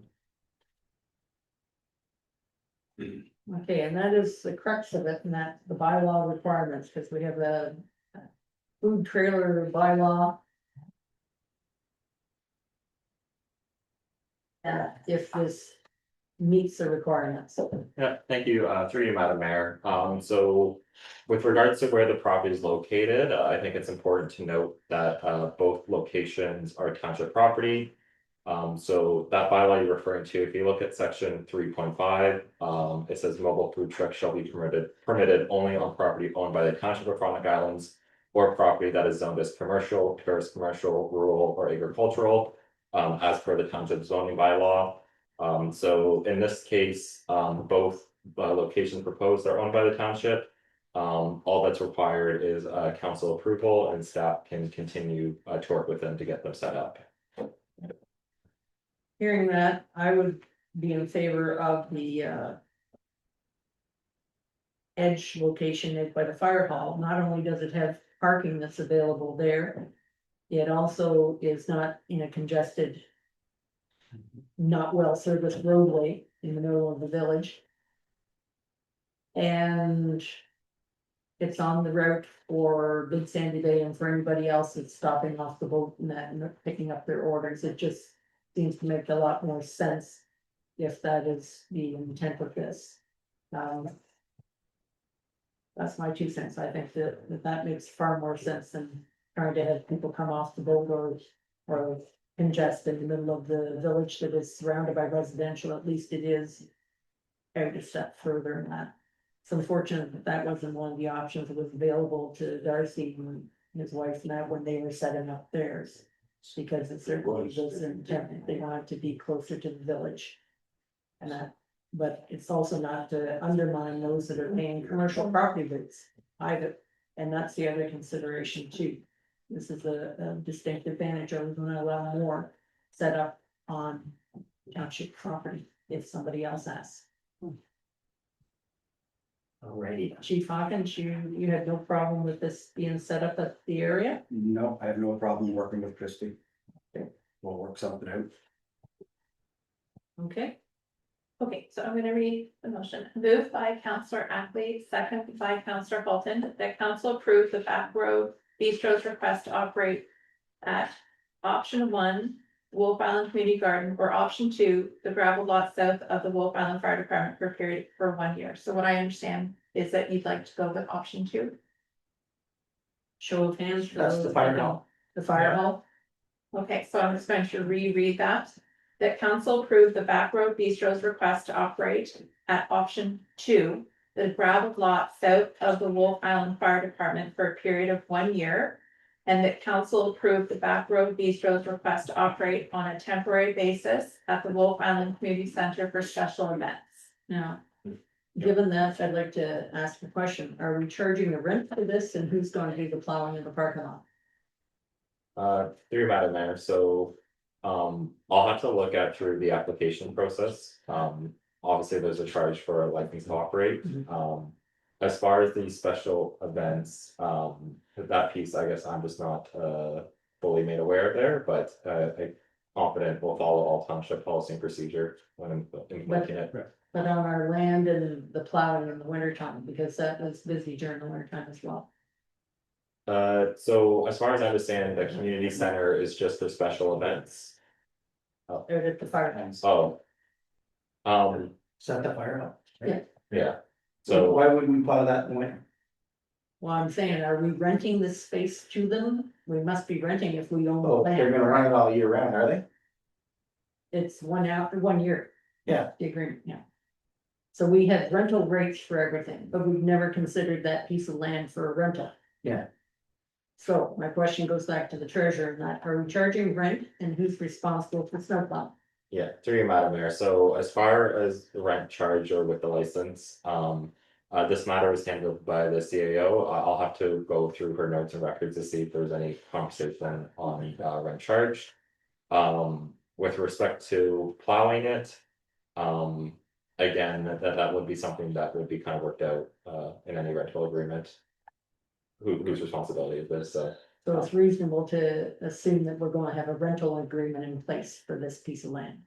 Through you, Madam Mayor, at this point, I'm just aware of a bylaw and council's decision to approve location. I'm just not aware of any side conversations or conversations that have been had. Okay, Counselor Capelli. Nice, Mayor. Actually, I see Christie in the audience. You might just direct a question. Are you open in the winter time? So last year we did run through the winter. Step up, please, so you can be recorded, identify yourself and your location. Christy LaSalle and the owner of the Back Road Bistro. So we did run all year last year. If it's a matter of plowing, we could take care of that privately on our own. Did you discuss the rental amount with the CEO before she left? No, we had. Prior, when we were at Dawson Point, we had an application and we paid a yearly fee. I haven't spoke about a rental fee with anybody. I think that that's a conversation needs to be discussed. Yeah, through you, Madam Mayor, as far as the bylaw for fees and fares, there's not anything that states for the use of township land, there's not a fee set. There are conditions that states the township can enter into rental or special agreements. So that is something that's available for the township to pursue. Again, barring this, I think the location is approved and management will look after the other pieces relating to it. I agreed, it's delegation of authority for that. I Counselor Ackley. hate to drag this on. Did they pay a fee when they're at the other ferry? Somebody? I don't know if it was you or. did you We pay a fee? paid it was a $200 fee that was for the year. Yeah, okay, It was the side of the room. yeah. Okay,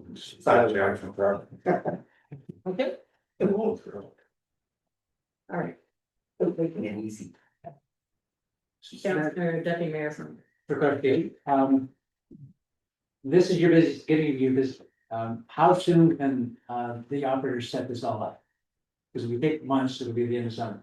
So is there a timeline? Is this motion give them, approval to move forward tomorrow or next day? Okay. Treasurer, could you match that or the clerk? Through Madam Mayor, my understanding is that they're going through the license process and as it's a township property, they need council's approval to operate on it. As the process is set up, again, that would allow them to use the space. Barring again, if you're speaking to rent, I don't know if that's been a discussion or, again, it's not set up on our bylaw, we don't typically, rent out land. Okay. Counselor Ackley. Can we just not add the same fee as before and move on? So they have already paid, or like they will pay a fee for the license to operate a mobile food truck, like that's being paid. I think it's $500 this year. I'm sorry, I'd have to look at the that amount, but yeah, I think it's around there. I don't know, Angelique, if you remember the bylaw, but we'll make sure the appropriate fees based on the schedule is laid. I believe it's 500. Counselor. Thank you, Madam Mayor. So for clarification, as soon as that, permit is signed, they can set and go. Once we approve. Yeah. Pardon me, there's Yeah, no. they go to sign the permit. Deputy Mayor, Yeah. this is a question that you're asking of the treasurer or the clerk, not of another council. If I could, Counselor Hall, did you have a? Not of another councilor, we're trying to get a straight Okay. answer from administration. Whatever. So I guess through Madam Mayor, basically council today will approve the location and the staff will continue with operating the license. Because they'll have met the requirement for the license. Again, the confusion here, is there a rent agreement? I wasn't on those conversations, it sounds from response there wasn't. There doesn't necessarily have to be a rent agreement for use of the space. Townships approving the use of it today as part of this motion. Is there a liability that we're taking on for it as well? Since it's on their property. Through Madam Mayor, I'll let her answer, but I believe that there's a requirement to have insurance to get the license, which would cover them. Thank you very much. Okay, so my understanding was, if I came out of this meeting with an approved location, I would finalize the permit application, which includes my liability insurance and everything that's required from you. Okay. All right. Any further questions? Would you like me to reread? Yes, the please. motion? Moved by Counselor Ackley, second by Counselor Halton, that council approved the Back Row Bistro's request to operate at option 2, the gravel lot south of the Wolf Island Fire Department for a period of 1 year. And that council approved the Back Row Bistro's request to operate on a temporary basis at the Wolf Island Community Center for special events. Okay. Any further discussion? All those in favor? Carried. Thank you very much.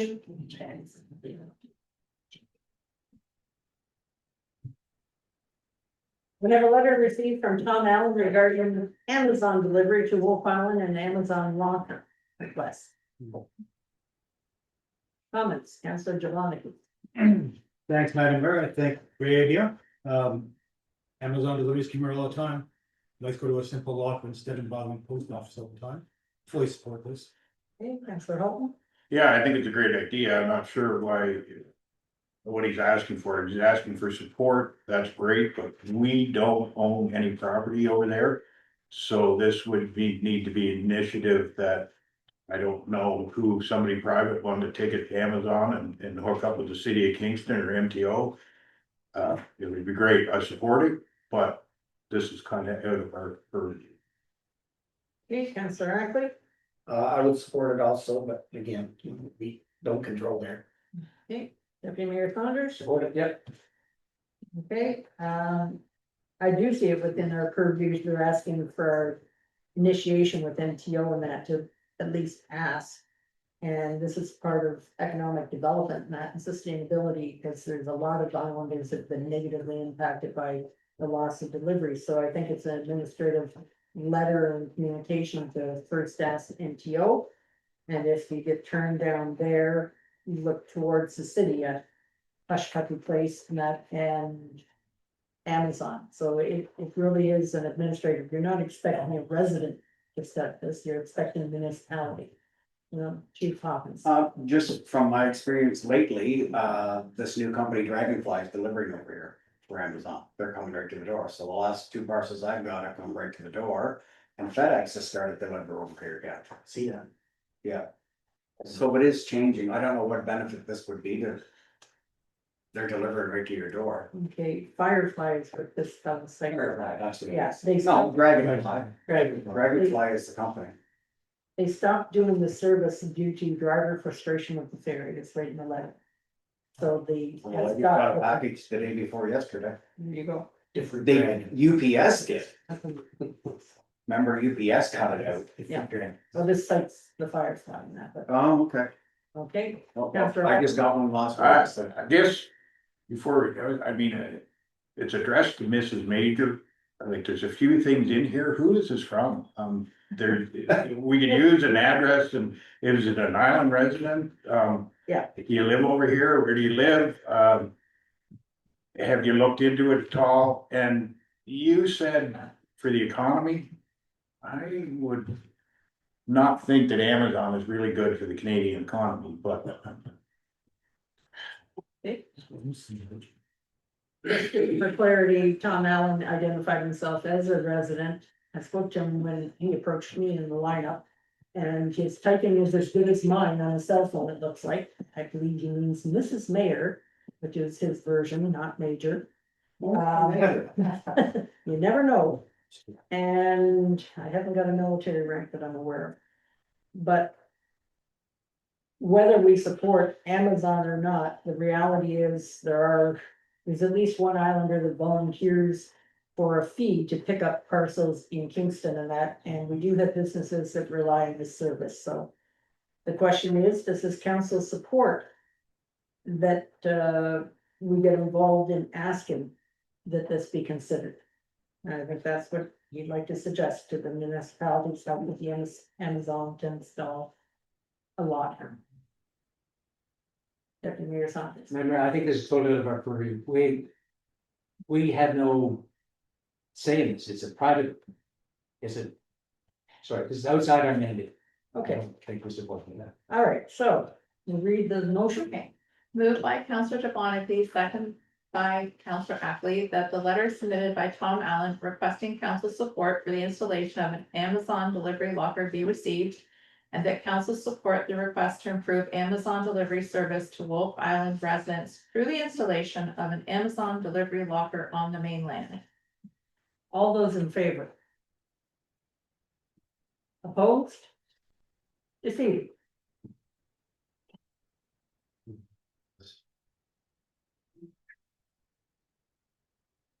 And now we have the Wolf Island Fire Association Golf Tournament request for support for the AGCO liquor license application.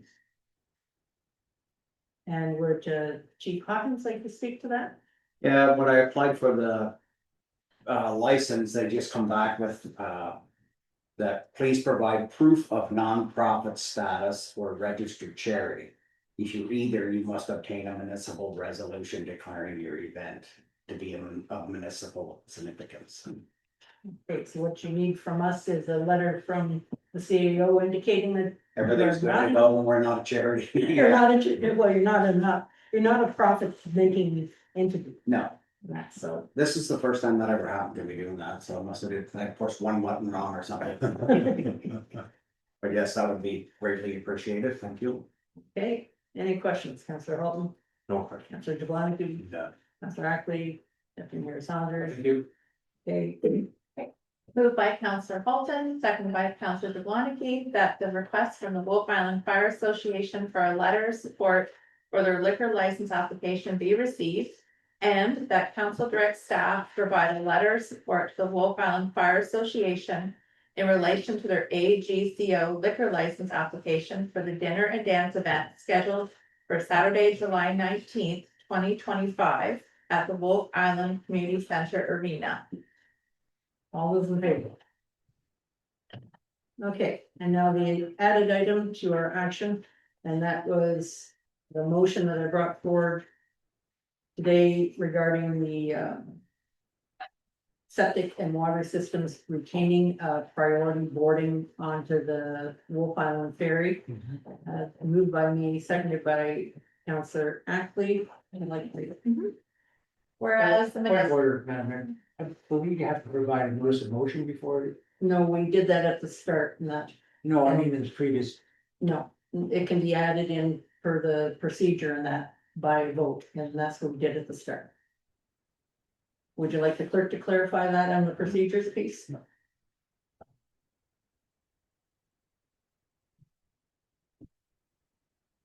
No, it's okay. I think in future it'd be beneficial if we had the notice of motion. Oh, absolutely, in that, but it just was brought to the attention when one of our septic people identified that they'd lost their priority boarding status. And why they lost it, because it's a larger ferry, I guess, but the last thing we want to lose is the services of our septic and water coming over here. Because that's pretty vitally important, so that's why it's been bumped up and put onto this agenda. We did that at the start, that was part of the two things we voted on. Okay, okay, so this is moved by Mayor Judy Greenwood Spears, seconded by Bob Ackley. Whereas municipality does not have municipal septic or water systems available for the use of residents. And that many residents and businesses and schools rely on septic services and water services from the mainland to meet their needs. And that providers of septic and water services from the mainland are essential for the health and well-being of our residents, as well as for businesses and schools to remain open. Therefore, be it resolved that Frontenac Islands Council agrees that priority boarding for these commercial septic and bulk water providers be given priority boarding of whichever ferry is servicing Wolf Island, so as to help ensure ongoing health and safety of our communities as well as economic viability. This priority boarding should continue until such time as there is workable municipal or private option available to residents of Wolf Island that can be readily assessed and substituted. Access. and just for your information, originally I'd included Tow Island, but after discussion with Councillor Ackley, he assured me that there's no impediment or urgency in that is required to include Tow Island at this point in time, but it was considered. Open for discussion, Councillor Jablonski. No, thank you. Councillor Holton. I don't think we need to be quite like, we're requesting for MTO to keep priority boarding for water and sewer hauls. That's. Okay, Councillor Ackley. Yeah, this island definitely needs it. Ours, you know, our ferries. I don't even want to say anything really good. So much better now. It's, no, it's not, but at the end of it, I don't want to keep it on anymore. And you know what, I think they'd rather pay the $10. Okay, Deputy Mayor Saunders. Fine. Okay. All those in favor? Thank you very much. Now we're at public question period. Is there any member of the public, either online or here, that'd like to ask a question on anything that's been part of our agenda? See no hands up online, see nobody come forward here. Okay, now statement by members. Councilor DeBonne. Nothing exciting happened today, thanks, Madam Mayor, just, more things come later on, but not today. Okay, Councilor Holton. I'm good today, thank you. Okay, Councilor Ackley. Or the announcements, sorry. Or We're statements by at members. statements, is actually more. I'd like to know if we have any information, because it is June. Are we getting a new ferry or are they, fixing ours? Does anybody? We had the county people here before, should have asked them. Well, they were here for a different reason and they didn't stay like usual, they were away. On a second note, June's the day they told us. So I'm looking for some clarity for our islanders. You know, we wanna know if we're getting a new one or they're gonna make this bigger or make it better, or can we not at least get it speeded back up to the speed it used to be, so we get at least 4 trips an hour? Okay, Not so 3 in a smidgen. are you perhaps being prepared to provide a notice of motion for the next meeting to make an inquiry at the county level as to the status of the Highlander 3 potential ferry? Well, we probably would if we knew something, if they're gonna tell us, I guess, this month. That's what they're saying. Just asking if you want to do a notice of Yeah, motion. MTO, yeah, we make a motion for MTO. To, about our new ferry or our repairs Okay, so or lengthening. when it comes around notice of motion. Yeah. we Make a nice Okay. big one and then work on it to be Yep. more precise. for Perfect. next meeting. Okay. All right, Deputy Mayor Saunders. Nothing vacant. Okay, I'll share a couple things, and one is, parking for the vote and that, and it was noted even today by the people who came from the county, they couldn't believe that our parking lot was full in front of it. I've raised it before, and I still hope that Public Works, perhaps does better signage one way or the other, because we are paying for support at Sacred Heart parking lot. That's where the extra cars are supposed to be if they're going to town for the day type of thing. But we need to get a little bit more assertive, I think, on that. Also, we had a letter from Big Sandy Bay. I don't believe it was in our consent agenda. It came in too late. They'll be addressed next month, but be very cognizant that we're just getting into the season and there's a lot of concern about the price increase that occurred at Big Sandy Bay. Okay. Now, notice motions. Counselor Devani?